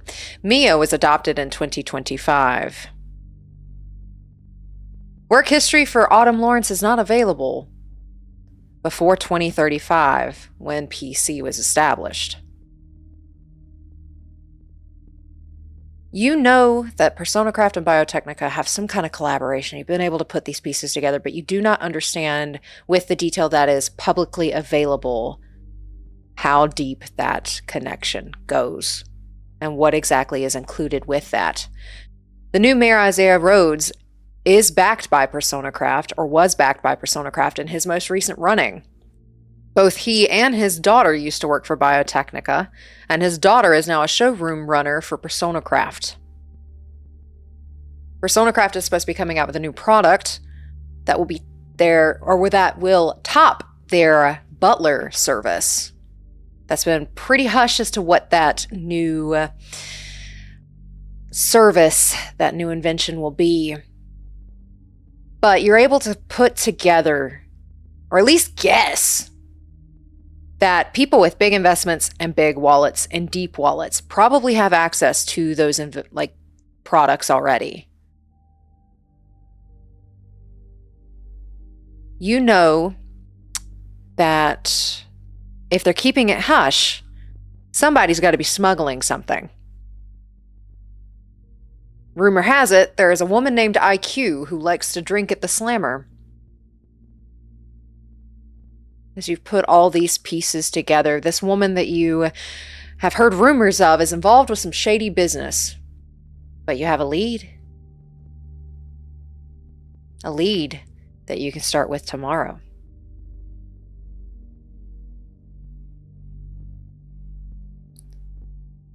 How is your character ending their night? So she sits at her desk, looking at her notes and digging through all this information that she could find. And I think she kind of runs things over in her head, trying to connect the dots until she eventually just kind of falls asleep at her desk. And I think she'll probably wake up in the middle of the night and then move to the bed. But that's pretty much how she spends it. Alrighty. As she passes out with new information that she can start looking into tomorrow. Lucas, is there anything else you wanted to do with your evening, or are you calling it a night? I guess about what time is it? We're gonna say y'all were there for quite a while. Y'all got there at 7. That conversation probably was a decent while. We'll say it's 11. Okay. And then about what time I'm sorry, I should have written this down. What time did the Zykova vehicles get to Rusty Mirage last night? They got there at 10 and left at 2. Gotcha.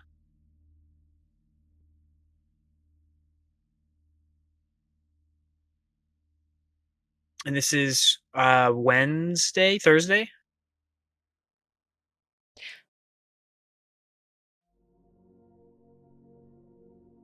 Friday? We're on Friday? Friday. Okay. Y'all have 2 days after today. Okay. I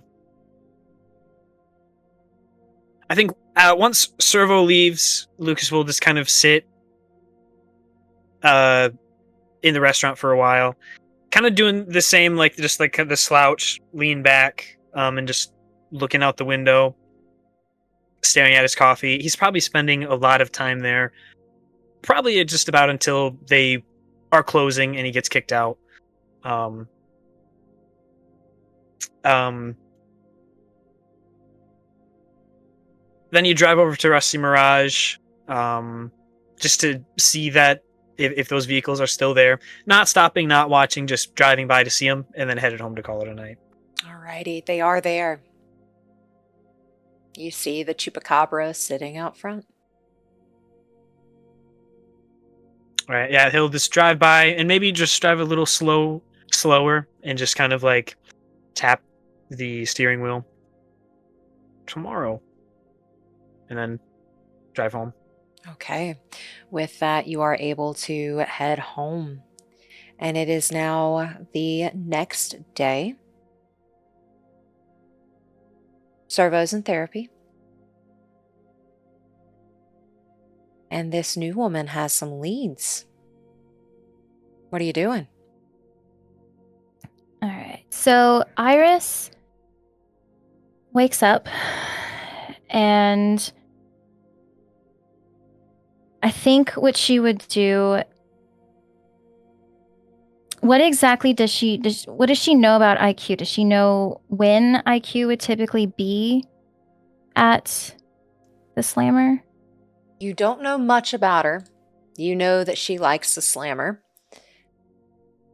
The Slammer is this bar over in South Night City, near Southside Docks. And it is where the most brutal of brawls happen. If you want like a tamed one, you go to the Red Line. You want something ruleless, brutal, you go here to the Slammer. The only bit you know about this woman is that she is a nomad and people call her a modern day pirate.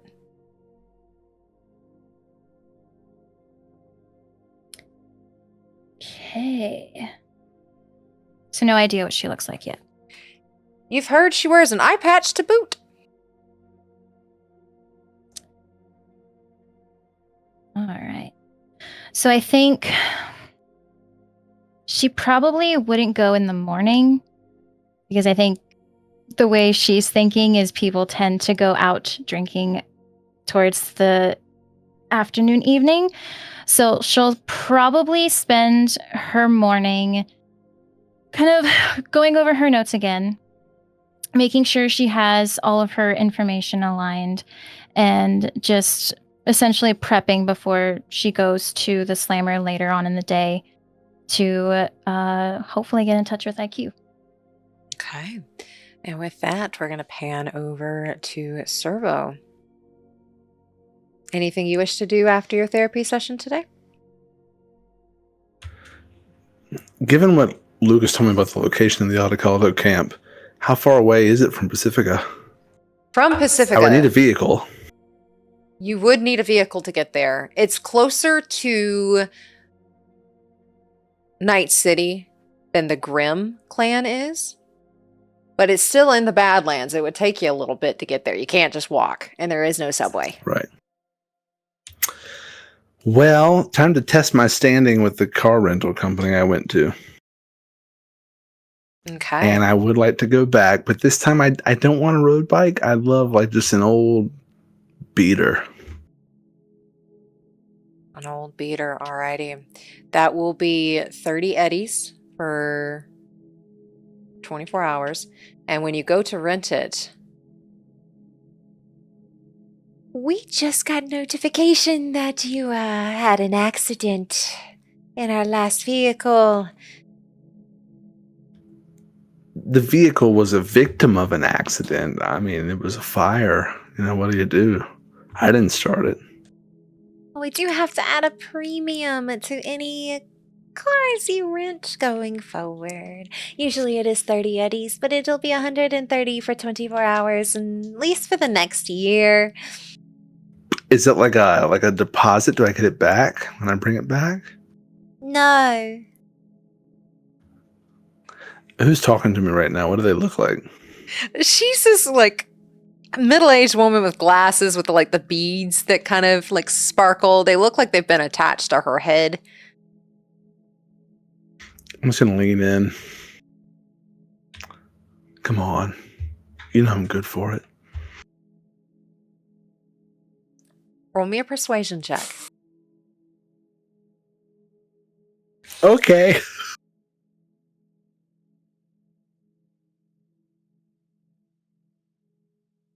$13. I don't actually. That's fair. Sorry if I invaded your space. I couldn't hear you very well. You're a close talker. Aren't those the worst?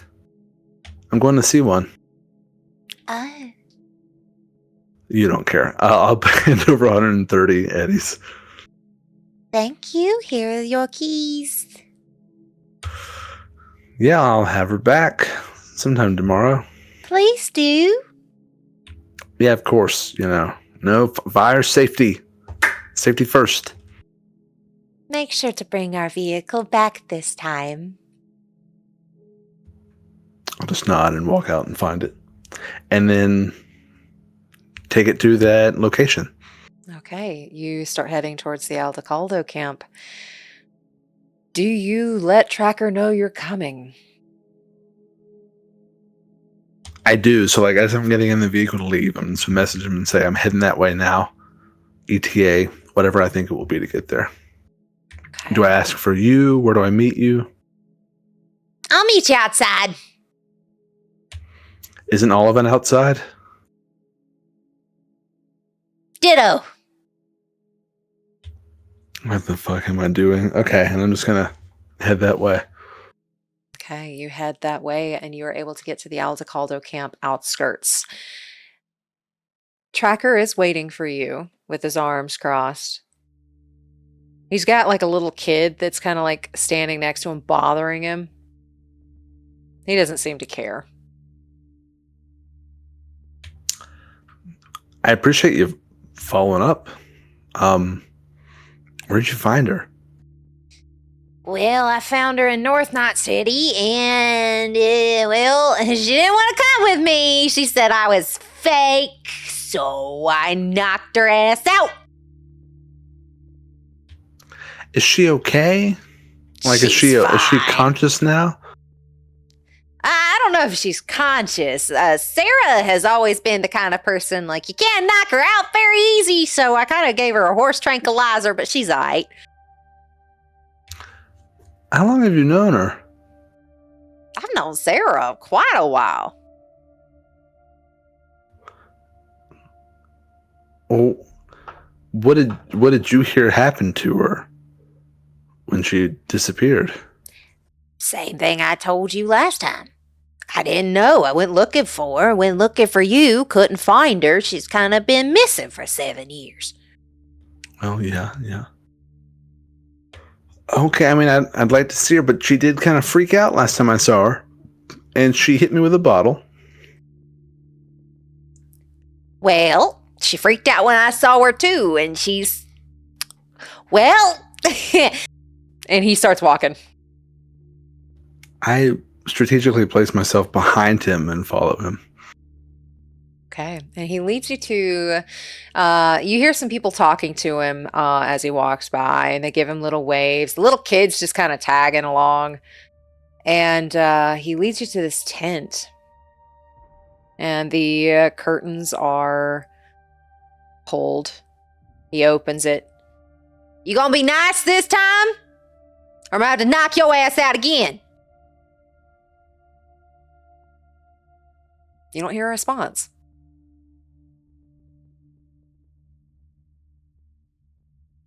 Can I see anything through the opening? As you look through the opening, you see her. Looks a little cleaner than she did the last time you saw her. She is handcuffed to the bed. Is she awake? She is currently awake and just staring at the door. Same scar? Same scar. Same leathers? Same leathers. But she's in an infirmary bed. So they're kind of off to the side. Okay. I will slowly walk in and stand on the other side of the tent. Her eyes immediately watch you. Do you recognize me?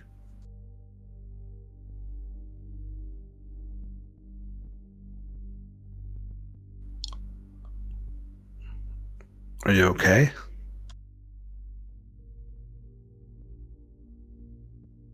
She looks around. She grabs a notebook and a pencil and just starts writing and turns it to you. It says, "Are you real?"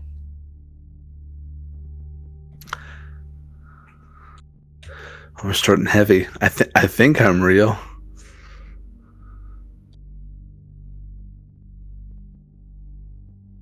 Scratches it out. Have you been replaced?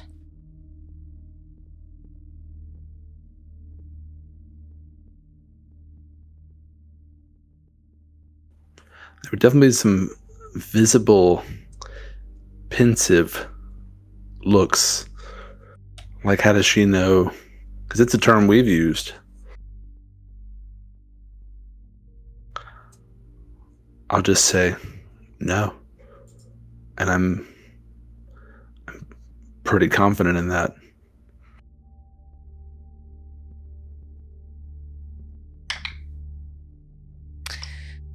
You see her start to tear up. And it looks like she tries to get up, but she's chained to the infirmary bed. Probably because she tried to hit you. She probably tried to hit other people too. Did you attack me because you thought I wasn't me? Pulls out a piece of paper, flips it over. Yes. I'm me. Whatever that means. I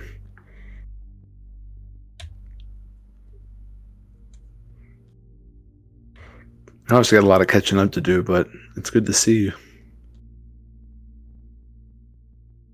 Flips over another piece of paper. Crying like full force now. And it says, I've missed you so much. Tracker, can we do something about the restraints? I think she's okay. You ain't gonna try to hit him with a bottle, right? Try to hit me with one of those. That didn't work out very well for you, did it? We are not kids anymore. You cannot beat me upside the head with a bottle anymore.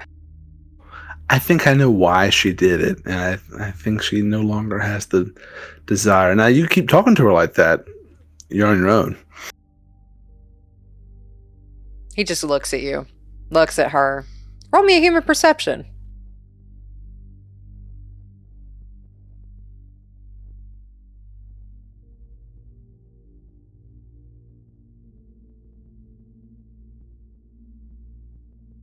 With a 12, you get the sense these two were very close childhood friends. And he will go over, glares at her for a second.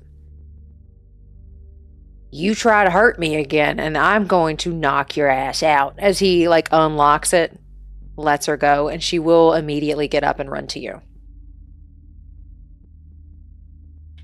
What does she do when she runs to me? Wraps you in the tightest hug you've probably ever had. I'll hug her back. And with that, we're going to pan to Lucas. What you doing? I don't know if this is possible, but I assume with Lucas's time out in the Badlands, in the desert, that if he's aware of Marigold's, that he spent a lot of time just out in the area. Is it possible that he could try and find a different flower? Roll me a nature, where is it? Wilderness survival. There we go. Wilderness survival. I'm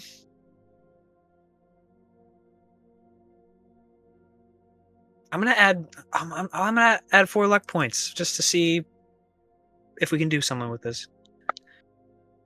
14. Okay, with a 14. I had one in mind specifically, if that's okay. It was desert yarrow. Yarrow, yeah, you're able to find some desert yarrow. Cool. He'll just grab some of that and then bring it back home. I don't know. I would assume a vase, and then water is just easy enough to come by to, put it in something. Yeah. This set it down right on the kitchen table at home, and take a little card. And he's just sitting at the table for a while, pen in hand, he's trying to figure something out, and it's taken a while. But eventually starts writing a quick note down.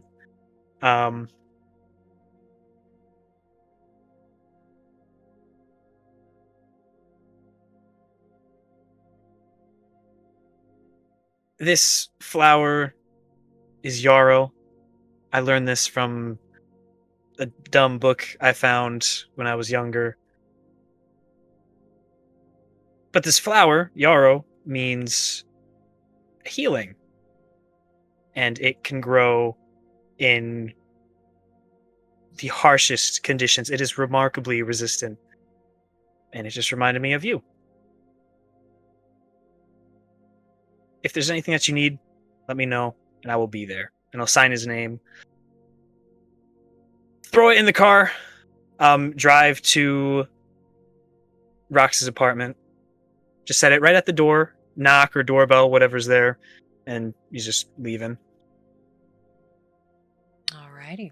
And you're able to leave that yarrow in the vase in front of Rox's apartment. And that's the only plan I had. Alrighty.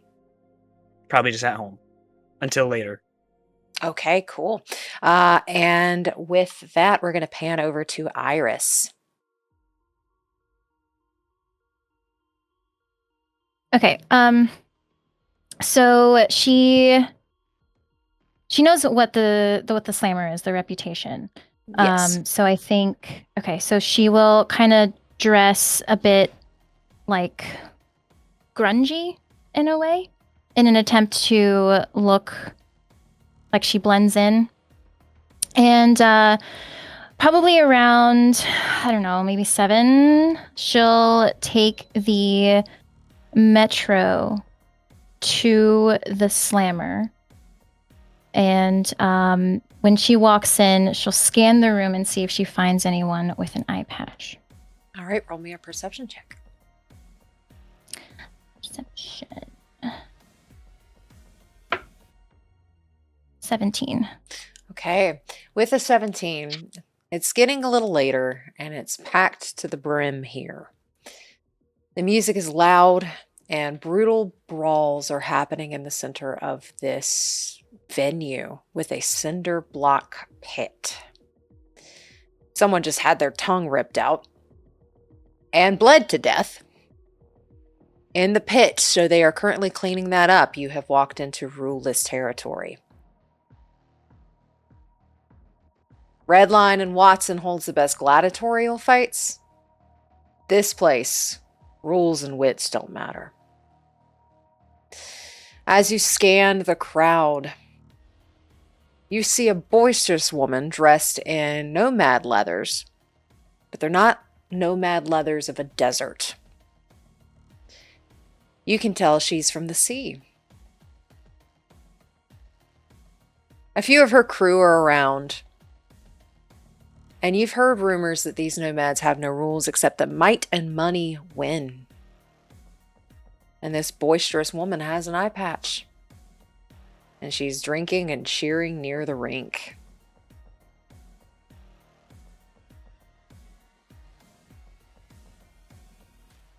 Okay.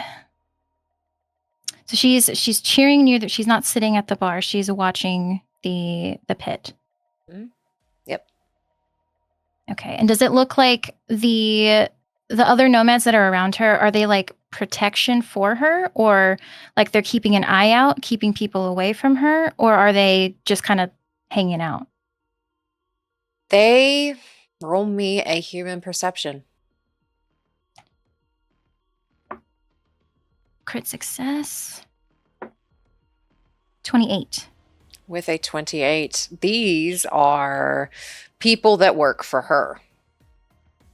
So it looks like they are hanging around, enjoying themselves, but they do always glance back at her to make sure no one's bothering her. Okay. So taking a quick deep breath, she kind of, so her build is a bit more athletic.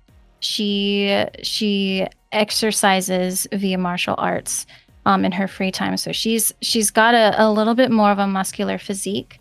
So she kind of tries to make herself look like she can handle herself so people won't approach her. And she makes her way over to the bar, leans up, and says, "Hey, can I get a beer?" Sure. Slides one over to you. Doesn't ask you what kind. 3 eddies. Perfect. And she gives the eddies, turns around, and takes a sip of her beer. And then I think she'll kind of wander over to the area where IQ is. If there is a spot close to where she's at, maybe is there an open spot next to IQ? that she could It's just kind of walk pretty up to? crowded in here. So if you're looking for like a table, no. If you're looking for like a place on the cinder block row, you could squeeze through. Might piss some people off, but you could try to squeeze through. I think she'll take her beer and just kind of very like confidently, she'll just kind of push through some people. And if they look at her, she'll just look back as like a, you want to try this type thing. Okay. So with that, if you're trying to be intimidating, let's go with persuasion, since you're trying to convince them to leave you alone.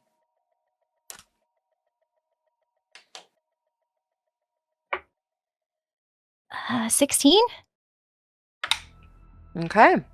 As you look at him, one that was like rearing back to push back, backs down. She'll just look at him, nod, and then continue pushing her way over towards IQ.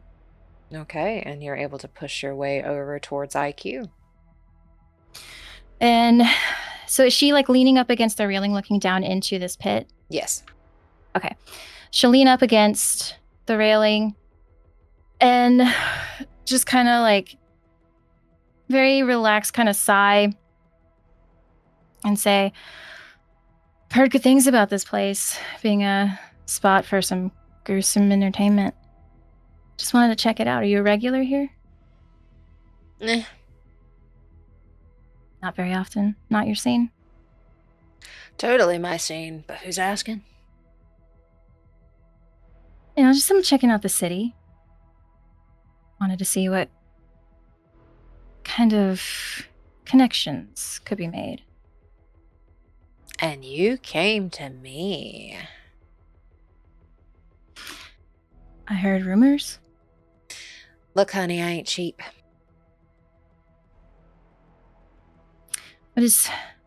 What's the price? Depends on what you're asking. And she will actually take out a dagger, flip it, and lay it on the cinder block row. I hear if something's moving in and out of Night City, you're the one that knows about it. Depends on what you're looking to bring in, bring out. Revolutionary tech. Tech. Got to be a little bit more specific than that. I can send you on a convoy for Militech. I was thinking something a bit more related to Persona Craft. Don't have anybody coming in for that. Never heard any whispers of anything being smuggled in for Persona Craft at all. Not for Persona Craft, no. But you're getting into territory that you're going to have to start paying for this deets. What you offering?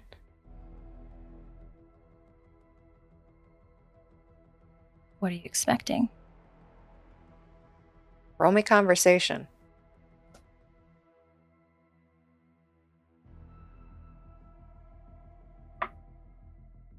12. She's expecting eddies or information that matches.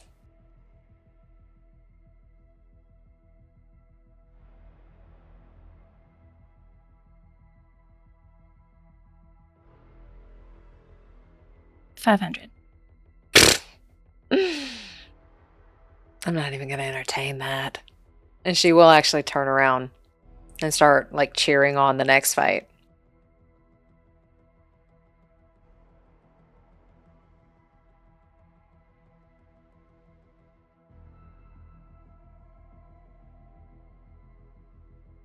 Okay. She kind of smiles and says, she leans back over the railing. Well, if my numbers don't flatter you, you seem like someone who appreciates strength. Let's fight it out. You want to go down to the pit? Why not?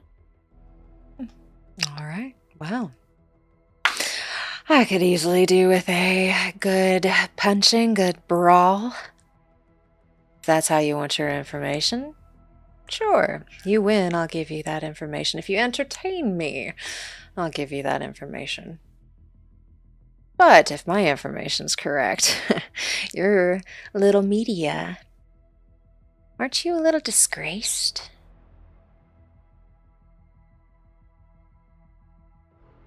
So you understand my frustration.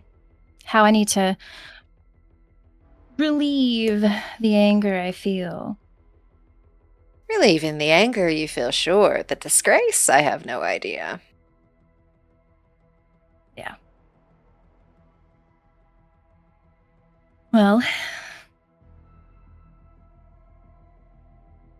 getting this information is the only path I have.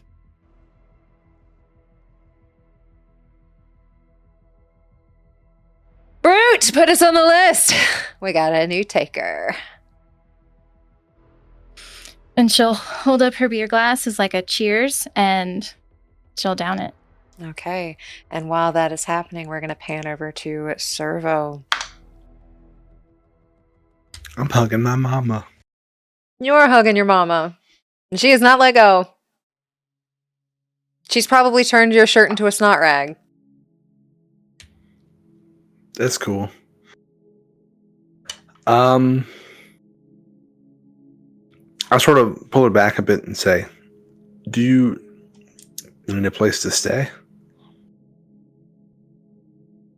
She'll look back at Tracker, look back at you. She can stay here as long as she doesn't take a bottle to anybody. What do you think? Do you prefer... I mean, my place is in the city. Do you prefer out here or you prefer the city?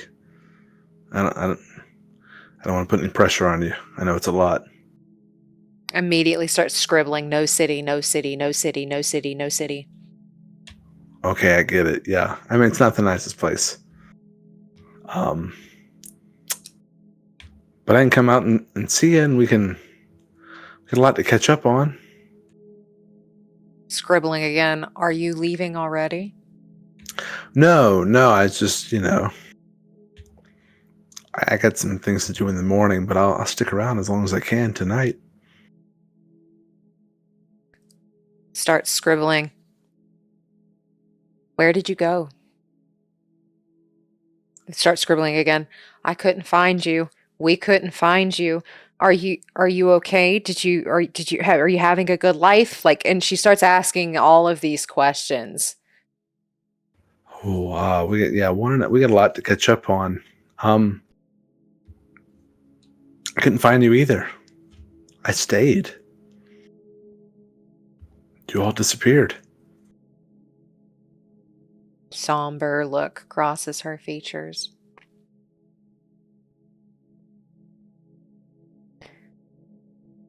Went into city looking for you.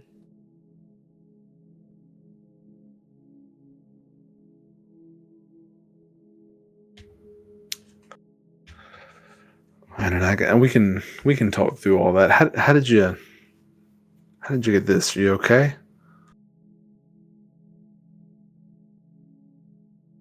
Shaky hands.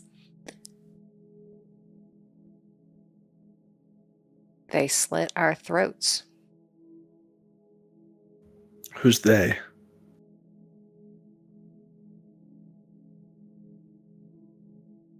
Corp.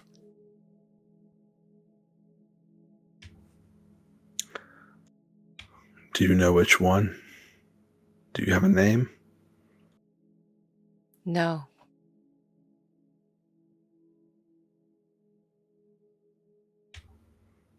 I know it's a lot all at once, but you asked a question that I have to ask one now too. How do you know about people being replaced?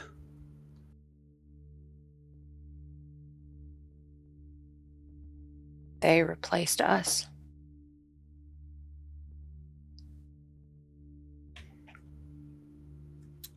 You've been replaced? Not me.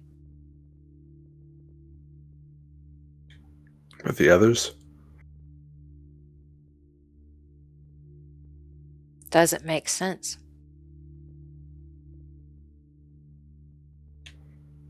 Doesn't make sense why they did it, or why not you, or...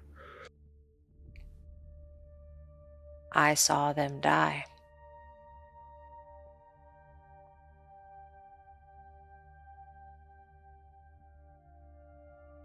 Yeah, I'm trying to make sense of it too. It's been sort of my a bit of an obsession the past month or two.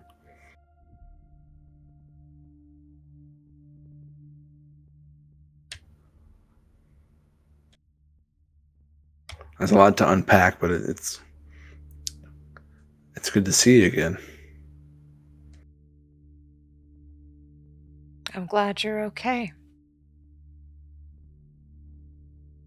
And then you start seeing her write and scribble and pretty much slightly going into hysterics. I'm sorry for if what I did wrong. I'm sorry. I'm sorry. I'm sorry. I'm sorry I caused you to leave. I'm sorry I made you leave. It's just a bunch of sorry. And she's like frantically, hysterically writing this down. I'll just sort of put my hand out on hers and try to stop her from writing. None of that is necessary. After how long it's been, no one's to blame, or I share at least as much of it. It's just good to see you again now. And in like choking sobs, you notice that there's no sound coming out though. Like her vocal cords no longer work. She can't make that sound. But she hugs you tightly and is just waterfall. I'll just hug her back and just sort of stand there for a bit with her. And is there anything else you wish to do with your mother? Or are you just spending time with her for the rest of the evening? I think we would just sort of sit a little bit in silence. It just feels like a lot to dive into on the first night, and all the reasonings and everything that happened and all that. So just sort of just sitting in shared solitude. Okay. And she will eventually tucker herself out and cry herself to sleep. As you can tell she's trying to stay awake. It's one of the situations where you don't want to go to sleep. And she just keeps looking at you. She'll give you a motherly hair tuck or play with your hair. And then eventually she just kind of dozes.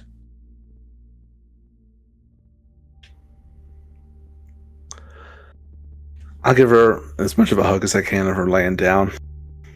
And then I'll go over to track her and say, do you have an agent for her or something? I want to come back out to her, but I mean she can't talk, obviously, so. And I want to stay in touch with her more than just coming out here. Yeah, I can, I got plenty of burners. I can just give her one, and actually, I've got one in my back pocket right now. All right, type your number in here, and it'll just call your agent. Just add your deets. So I'll do that. I'll put it in there. And I'll make sure she's got this in the morning. And I'll put the name in as Zach. All right. And then I'll go back over to her and take the pad she was writing on. And I'll write just a little note that just says, it's really good to see you again. I'll see you again soon. Let's keep talking. Little heart. And then Zach. I have no idea what that woman went through, but don't push her too hard, all right? I mean, that's why I'm trying to ease into this sort of thing. I didn't think I'd ever get this opportunity, so I don't want to blow it. I get it. Thanks for what you did. Thanks for taking care of her. If I can do anything to pay for whatever she needs, just let me know. You ain't gotta worry about it. She's my friend too. You need anything from the city? Anything I can do for you? Any kind of running work around here? I don't think I need any running work. I got a guy that I call for that. Okay, well, I'm just trying to even up with you. I ain't got nothing to even up with. It's fine. Okay, I should have let you know every time I come out here, so I don't get, looked at, patted down, shot at. Hold on 1 minute. And he will go to the back and he will get out a set of nomad leathers for the Aldecaldos.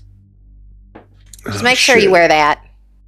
I haven't worn this shit in a very long time. Okay.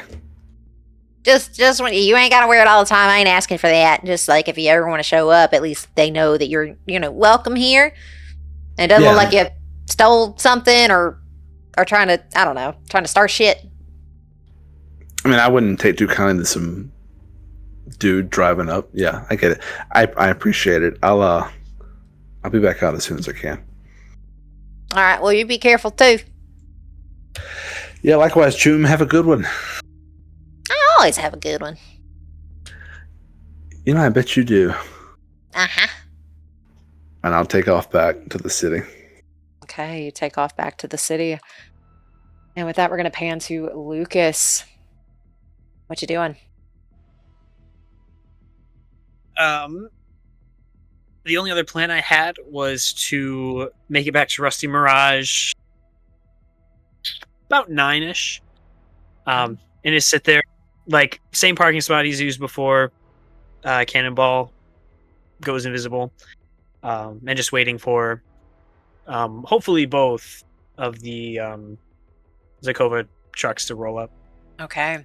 You see as you wait around and you're completely invisible, so we're not going to roll a stealth check for that.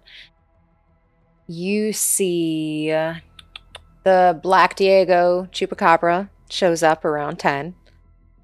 You see Tyr, and you see Trevor, and you see someone else that you don't know their name, but Trevor just looks worse.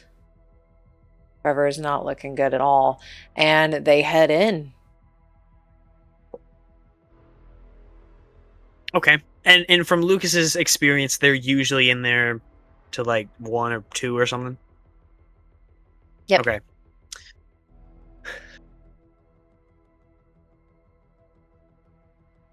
And I guess I don't, like, the player doesn't know this totally, but if there's a certain time between now and before the Zais usually leave, if there's like a time that there seems to be like a lull in the area where it's maybe not as busy, I don't know if that exists, but if it does exist, what we're about to do, we're planning to do it at that point. So Okay.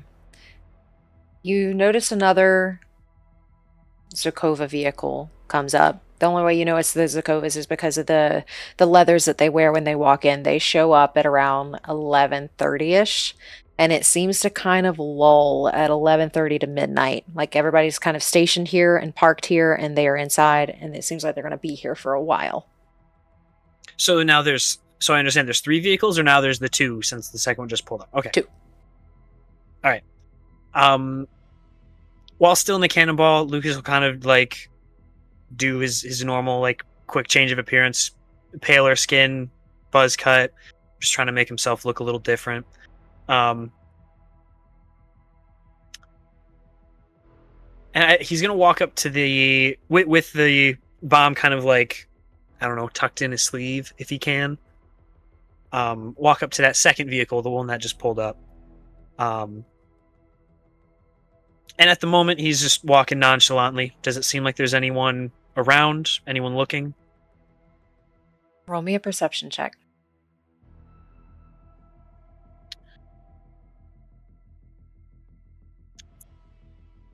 Where are the P's? There they are. 14. With a 14, you don't see anybody out here at the moment. Doesn't mean somebody won't come out for like a cigarette break or anything, but you don't see anybody right now. Okay. He's just gonna try to do this as quickly as he can. That he's gonna come up to that second vehicle and hold out, I guess, above table. They don't actually use keys for cars, right? It's something different. Depends on what kind of car you have. Okay, whatever. Well, he'll take out his keys, and just kind of act like he's trying to unlock this vehicle. Just pretend to drop them. Maybe he stumbles a little bit, acts a little drunk. Then bends down to pick him up, and as he's doing that, tries to stick that bomb like right somewhere on the bottom where it's fixed and won't fall off. Okay. Roll me, since we're sticking the bomb, roll me demolitions. Cool. I think we might use the rest of our shit. Yeah, so we'll use our other 4 luck points for this too. I didn't need to. It was a crit success. Hey! Or I hope I didn't need to. 29. With a 29, you're able to get it onto that vehicle to where it looks like it is barely noticeable. And it's well attached. Roll me a d10, please. Oh no. 3. Okay. And you put that on the car. No one steps out. And it looks like you have this bomb attached very well to a Zakova vehicle. And just to clarify, we wanted to put it on the one that Trevor and Tyr were not in. So that second one that. Okay, the second just one. For clarity's sake. Yeah, just for clarity's sake. So he'll get up and like hold the key and just kind of act like he's trying to unlock it again. Obviously it's not working, so this kind of slowly stumble back to where his car was parked. As he's walking back, can you look again just to see if there's any witness? Roll me a perception check.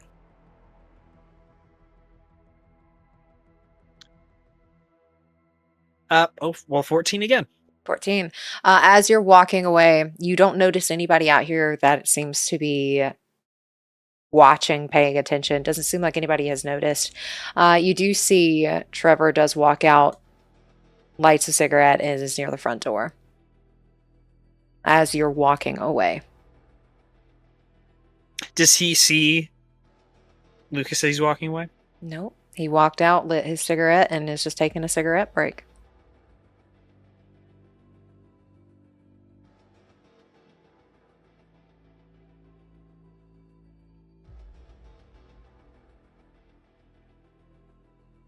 As he's walking away, can he...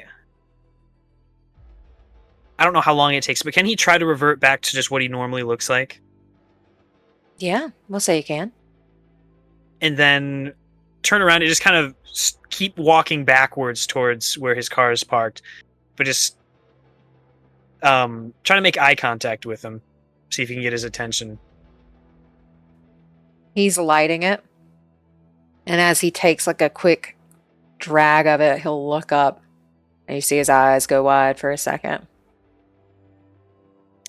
And he'll just do a little nod of the head towards the vehicle that he just put the bomb on and just shake his head and then keep walking.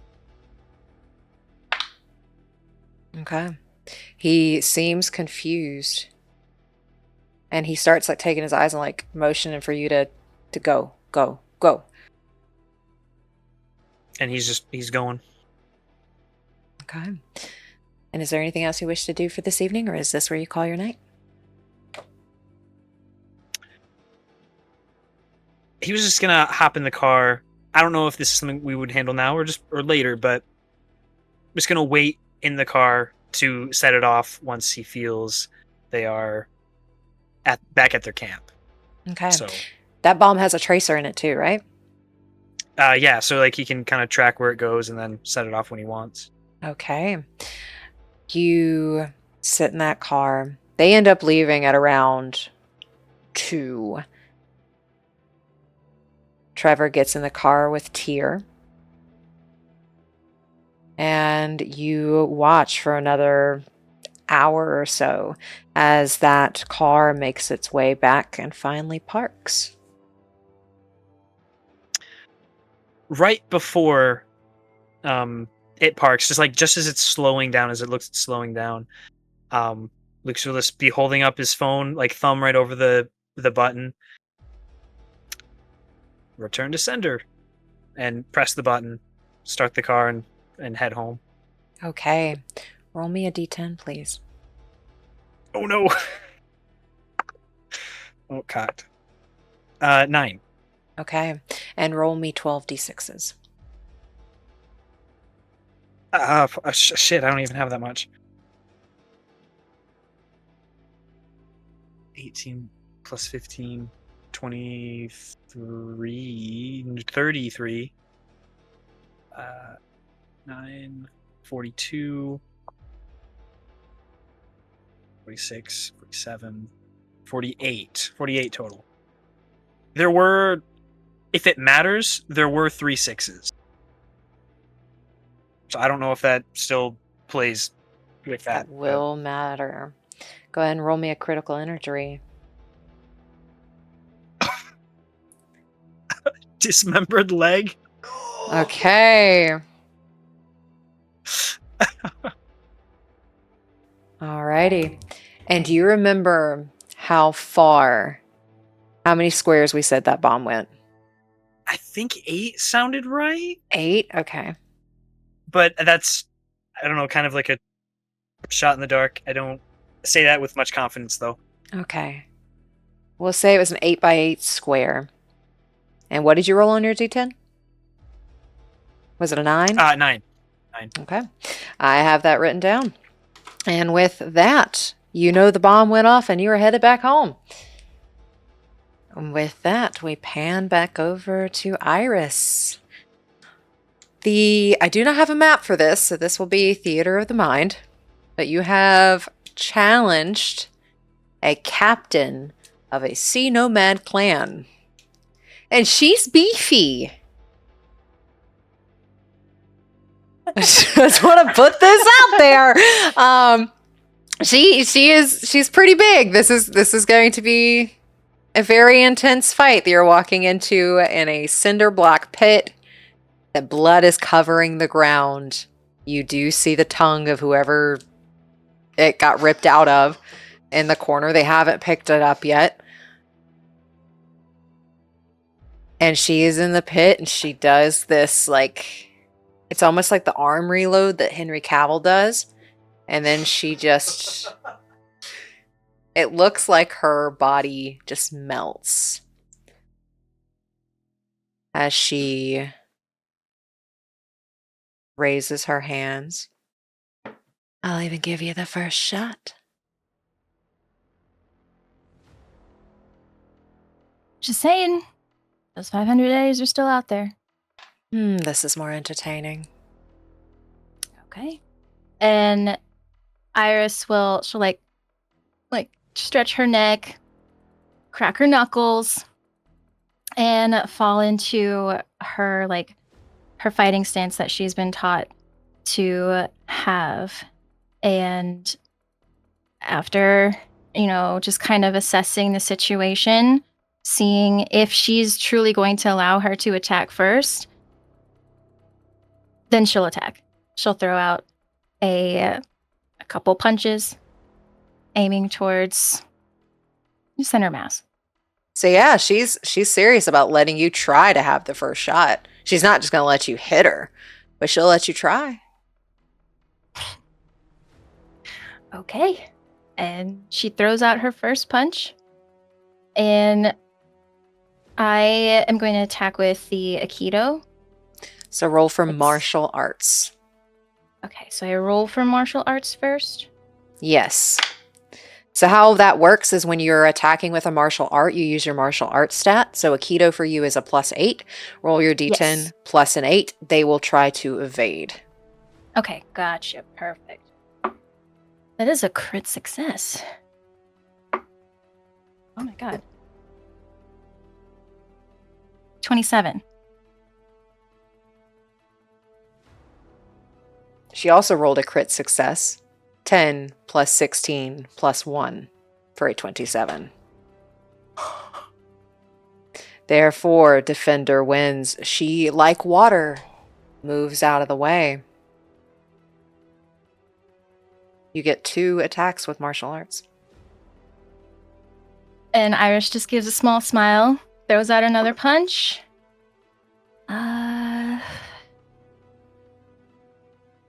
18. 21. Like water moves out of the way. She has a plus 16 for evasion, yes. And she will look at you. Gave you the first punch. And you see her form. You're using a martial art. So is she. As she uses something called Caporia. And it's like her body looks like it just doesn't have any bones or joints as she completely tries to smack you. And that is going to be a crit failure. For a, so that would have been 11 minus 6 for a 4. And I roll evasion. Yes, you roll evasion. 18.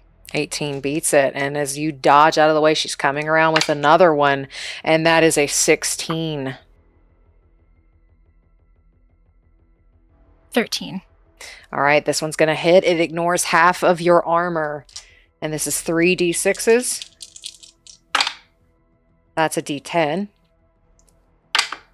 So that is 4, 5, 6. Half of your armor rounded down is 5. You take 1 point.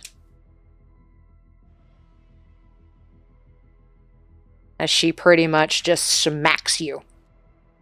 Like open-handed smacks.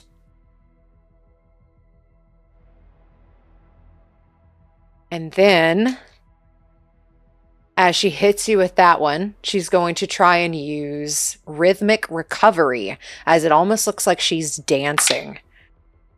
She fails, so she is unable to do another attack against you. With that, it is now your turn. All right. So she'll just kind of brush off the attack, the open hand attack, and throw out a couple more punches. Need to beat a That is 25. 16. This one, 13. She crit failed. 1 plus 16, 17 minus 2 for a 15. Yeah, so I missed both. Okay. And with Aikido, there are certain things you can do, since this is our first time ever running martial arts. Double check that the 2 things you can do with your martial art, make sure that one of them isn't like you have to miss a target. So just double check what Aikido comes with, because there are special things you can do with Aikido. So there's a disarming combination, which you hit the same target with brawling attack and martial arts attack this turn. And when you fulfill this requirement, you use the martial arts special move. Beat the DV. If you succeed, the object held in the hands of the target is either held by you or on the floor. Okay. So that one does not apply, as we did a 2 martial arts instead of a brawling for that one. Yeah, and then there's Iron Grip, which I believe is a grapple. If you have a target successfully grabbed that isn't already affected by Iron Grip, then this essentially makes it harder. It applies a -2 to break the grapple if I pass the DV for Iron Grip, I believe. Okay. Perfect. So none of those apply here. But it is now her turn, and she just looks like she's dancing around you. And she will try to attack you with 2 martial arts again. That first one is going to be a crit success. 16 plus 10 for the martial art. That is a 26. Okay, I also crit success. Ooh.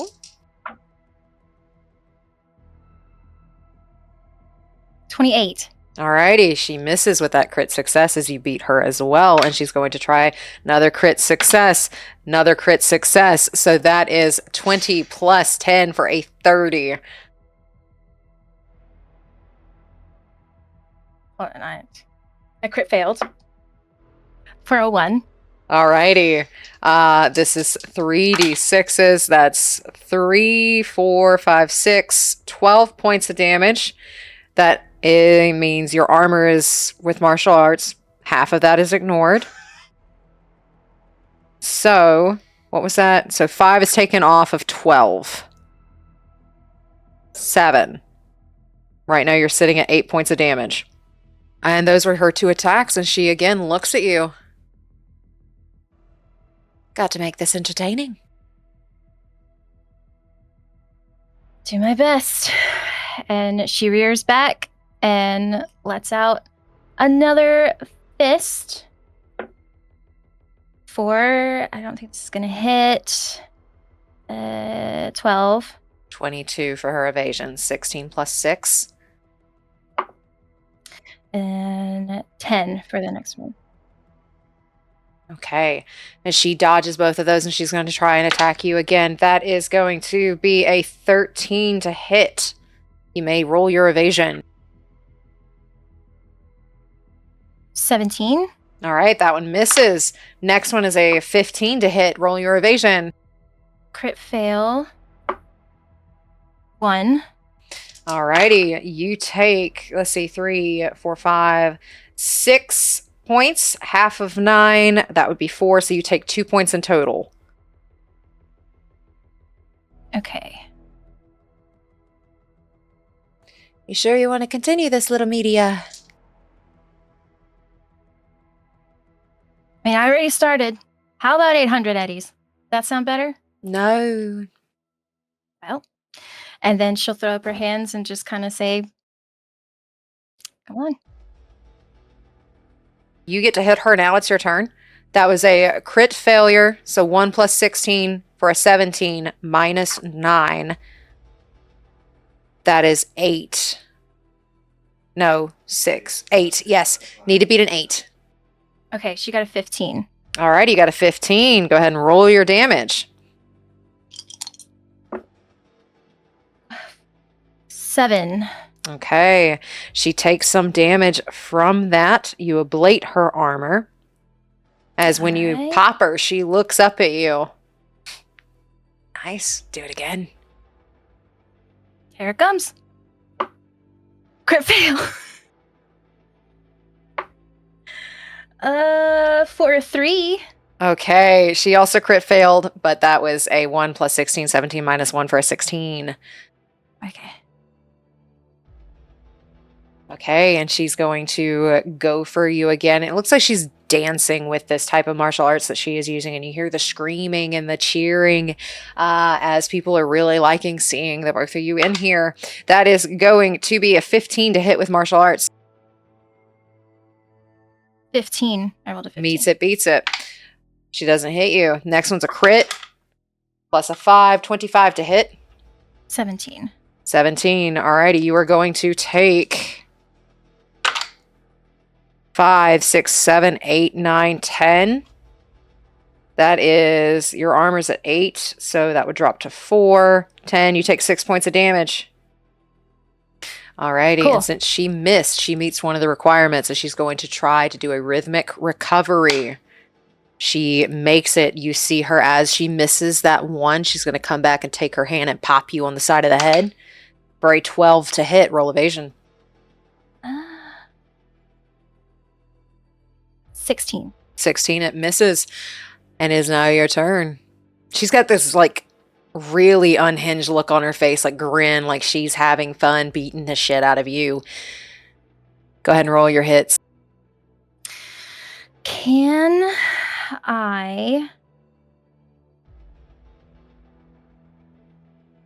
I attempt? How can I do this? I'm trying to think of, can I run towards her and fake going to the left, go to the right, and try to grapple her from behind? You may. She rolled a 20 for her evasion. Okay. Cool. Hold on, let me find... Where's grapple? Grapple is brawling. Oh, it's just straight up brawling? Straight brawling. Okay, so just roll a brawling stat. Mm-hmm. Brawling. That's a crit fail. For a 7. She rolled a 20, so that grapple does not work. And as you try to grapple her from behind, she's going to, like water, just dip under, and she's going to take her hand and punch you right in the face for a 12 to hit. 12. 13. No, Alrighty. sorry, 12. Ooh, 12 meets it, beats it still. Defender wins. So she tries to hit you in the face, misses, tries to go again with a 18. 13. Alrighty, you take 6, 7, 8, 9 points. Minnie, you are seriously wounded, and all attacks from here on out go or take a -2 off of it. Okay, I'm at 18. And you said -2 now? Yep, but Demiplane will do that for you. Okay. So. Okay, yes. Okay, I see. Okay. And with that, she missed one. She's going to try to see if she can rhythmic recover. She cannot. Sure, you still want to do this? You're not looking good. I need the scoop. So it's either this or nothing. You could always offer more. 1,000. Make it 1,200 and I'll stop.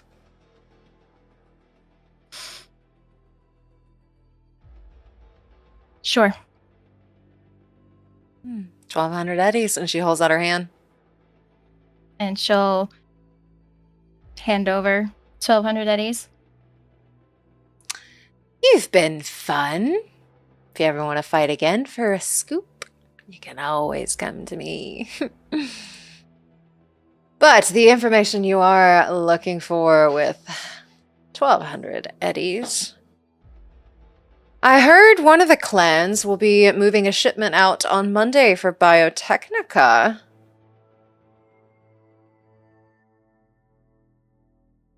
Somewhere, and she'll pull out a map. Somewhere around here. She points to the Badlands, south of Pacifica. Just keep in mind they will flatline you if you get in their way. Okay, and you said what day that shipment was coming in? Monday. Monday, okay. That'll give you Saturday and Sunday to recoup. Okay, cool. All right. And Iris she'll spit out some blood. She'll hold out her hand as like a shake. She'll take it. For future fights. I look forward to it. And she'll just nod and kind of wipe her face and head out of the ring. Go up to the bar, ask for their, what is it? Like their strongest whatever they have. Doesn't matter what it tastes like. Okay. With that, the Slammer is known for giving directly Chew-2 as their drink of choice. She gives you a pint of gasoline. Fuck it. And she'll down it. It burns on the way down, but you are able to take your gasoline drink, as everybody in here is pretty much drinking that. It smells like gas, not that kind of gas in here, as everybody is drinking these Chew-2 pints. Should fight in the ring more often. Well, maybe I will. Probably won't. I'll have to pick my opponents better, but... You did choose somebody I would not have chosen for your stature, maybe later down the line, but I mean, to each their own. If you had won, I'm sure you would have made a lot of money. I was, wishful thinking, overconfidence, what have you. Thought I could make a name. But we live, we learn. I was put in my place. All right, well, you might want to take this too. And he gives you like a little bag of synth ice. Thanks. and she'll hold it up to her cheek. Is there anything else you're Yeah. doing this evening? I think just after like finishing her gas and just taking a moment to recuperate, she will take herself out of the slammer and stumble her way back home, take a shower, and crawl into bed and just pass out. Alrighty. And is there anything else anyone wishes to do with their evening as Iris has passed out after being beaten by IQ, the sea pirate? No, I think I'm okay. Okay. You both have Saturday, or all three of you have Saturday and Sunday. Is there anything else you wish to do this weekend as you have the weekend left?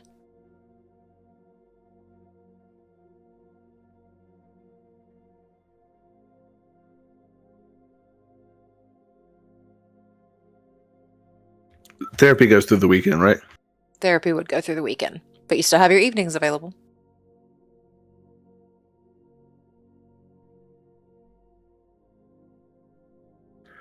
I mean, I still have the car. I guess after therapy, I would go back to the Aldecado camp. Okay. Is there anything you wish to speak about specifically with Sarah? Yeah, I would just try to explain to her what happened in my perspective. Then I don't have to go through the whole thing, but mainly just trying to explain that, you know, they disappeared, and I chose to stay, and I tried to find them, but I couldn't. So they dropped off the face of the earth, and then after a while, I stopped trying. Hearing that, you will roll me a human perception.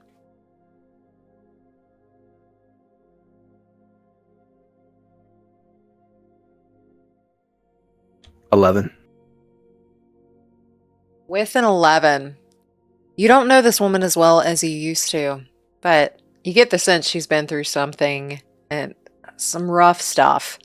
And as you're explaining this, she cries the whole time.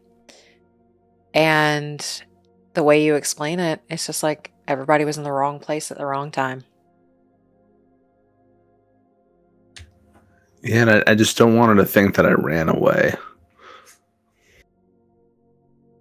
Just things happen, shit luck. And she does think that you, or did think that you ran away and has for the past 13 years. And like maybe there was something more I could have done, try to find you, but I can't change what happened, just what will happen going forward. And she writes like over and over, not your fault, not your fault, not your fault, not your fault. Just wanted to explain myself, just clear the air. Not your fault either. She pauses at that.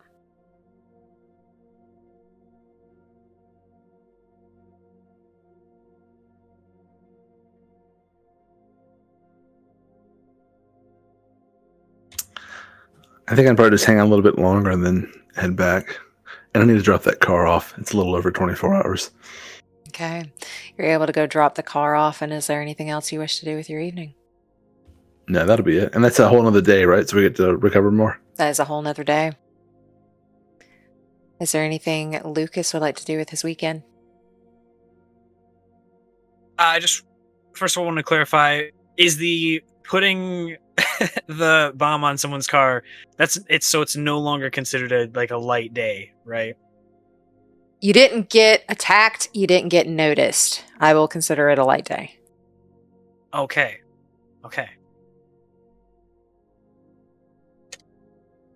Well, then scratch what I was about to say.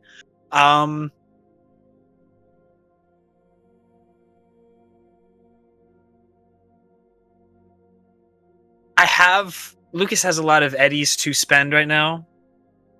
However, I don't really have a plan for it, so I don't know if that's something he went out to possibly go buy something, and I just don't know what that is just yet. If that's okay. Yeah, no, that's 100% okay. So what we can do is like Saturday, you went shopping for whatever you need, as long as it is not night market material, meaning if it's not premium, higher than premium, I think. No, if it's not premium or higher, you can purchase it, and you can do that like during our break and everything. But if it is premium or higher, you do have to go to a night market. Well, like I said, don't really have too much of a plan for it yet. Just mentioning he's just gonna go out and just shop a little bit, see what he can't find. So, Okay.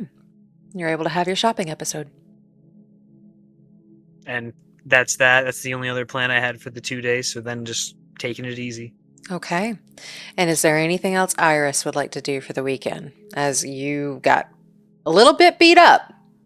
And if you do that again, you will not get your 10 points back for health points. Okay.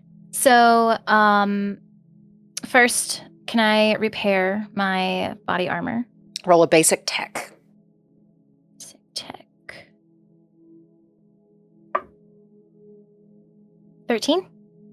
That beats the 9 needed. Okay, cool. So, all right. And then do I get 5 points, or has it not been If you don't have anything else planned, yeah, you get your 5 points back.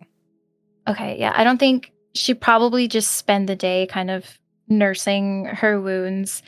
And you said the shipment, was there a time given for Monday? No. Just the location. Just a location. Okay. I think then she'll just kind of start prepping for that, make plans to stop by the... Yeah, she'll just make plans to stop by the car rental place on Monday, but otherwise I think she'll just take it slow. Okay. Taking it slow. And last call. Anything else anybody wants to do on Sunday? We got a full 7 days though, right? I think I missed today on my math here. You got a full 7 days, yes. Okay. Go ahead and roll your 4d6s. Oh yeah, how much did I heal mentally? You can't add luck to this, right? Because it's not a D10 No. roll.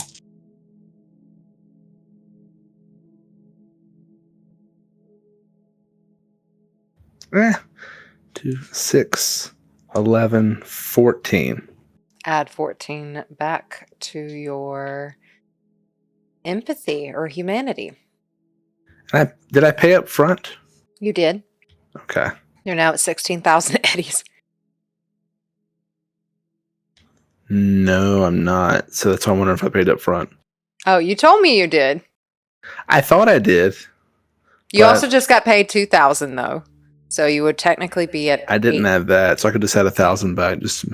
I don't want to not pay, so I'll just pay double. I can't remember, so I'm assuming I didn't pay. I'm gonna do that. Okay. That's my own fault for not remembering. But you're able to add that back to your humanity score. And it looks like your humanity went up by 1. It did. I'm more Empathy. human. You're more human. Yay. And later on Sunday night, Lucas, you get a text message.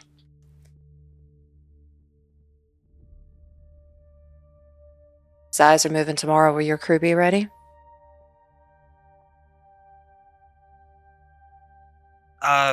Yeah. Yeah, I can let them know, see if they're into it. Good. And that's where we'll call tonight's session.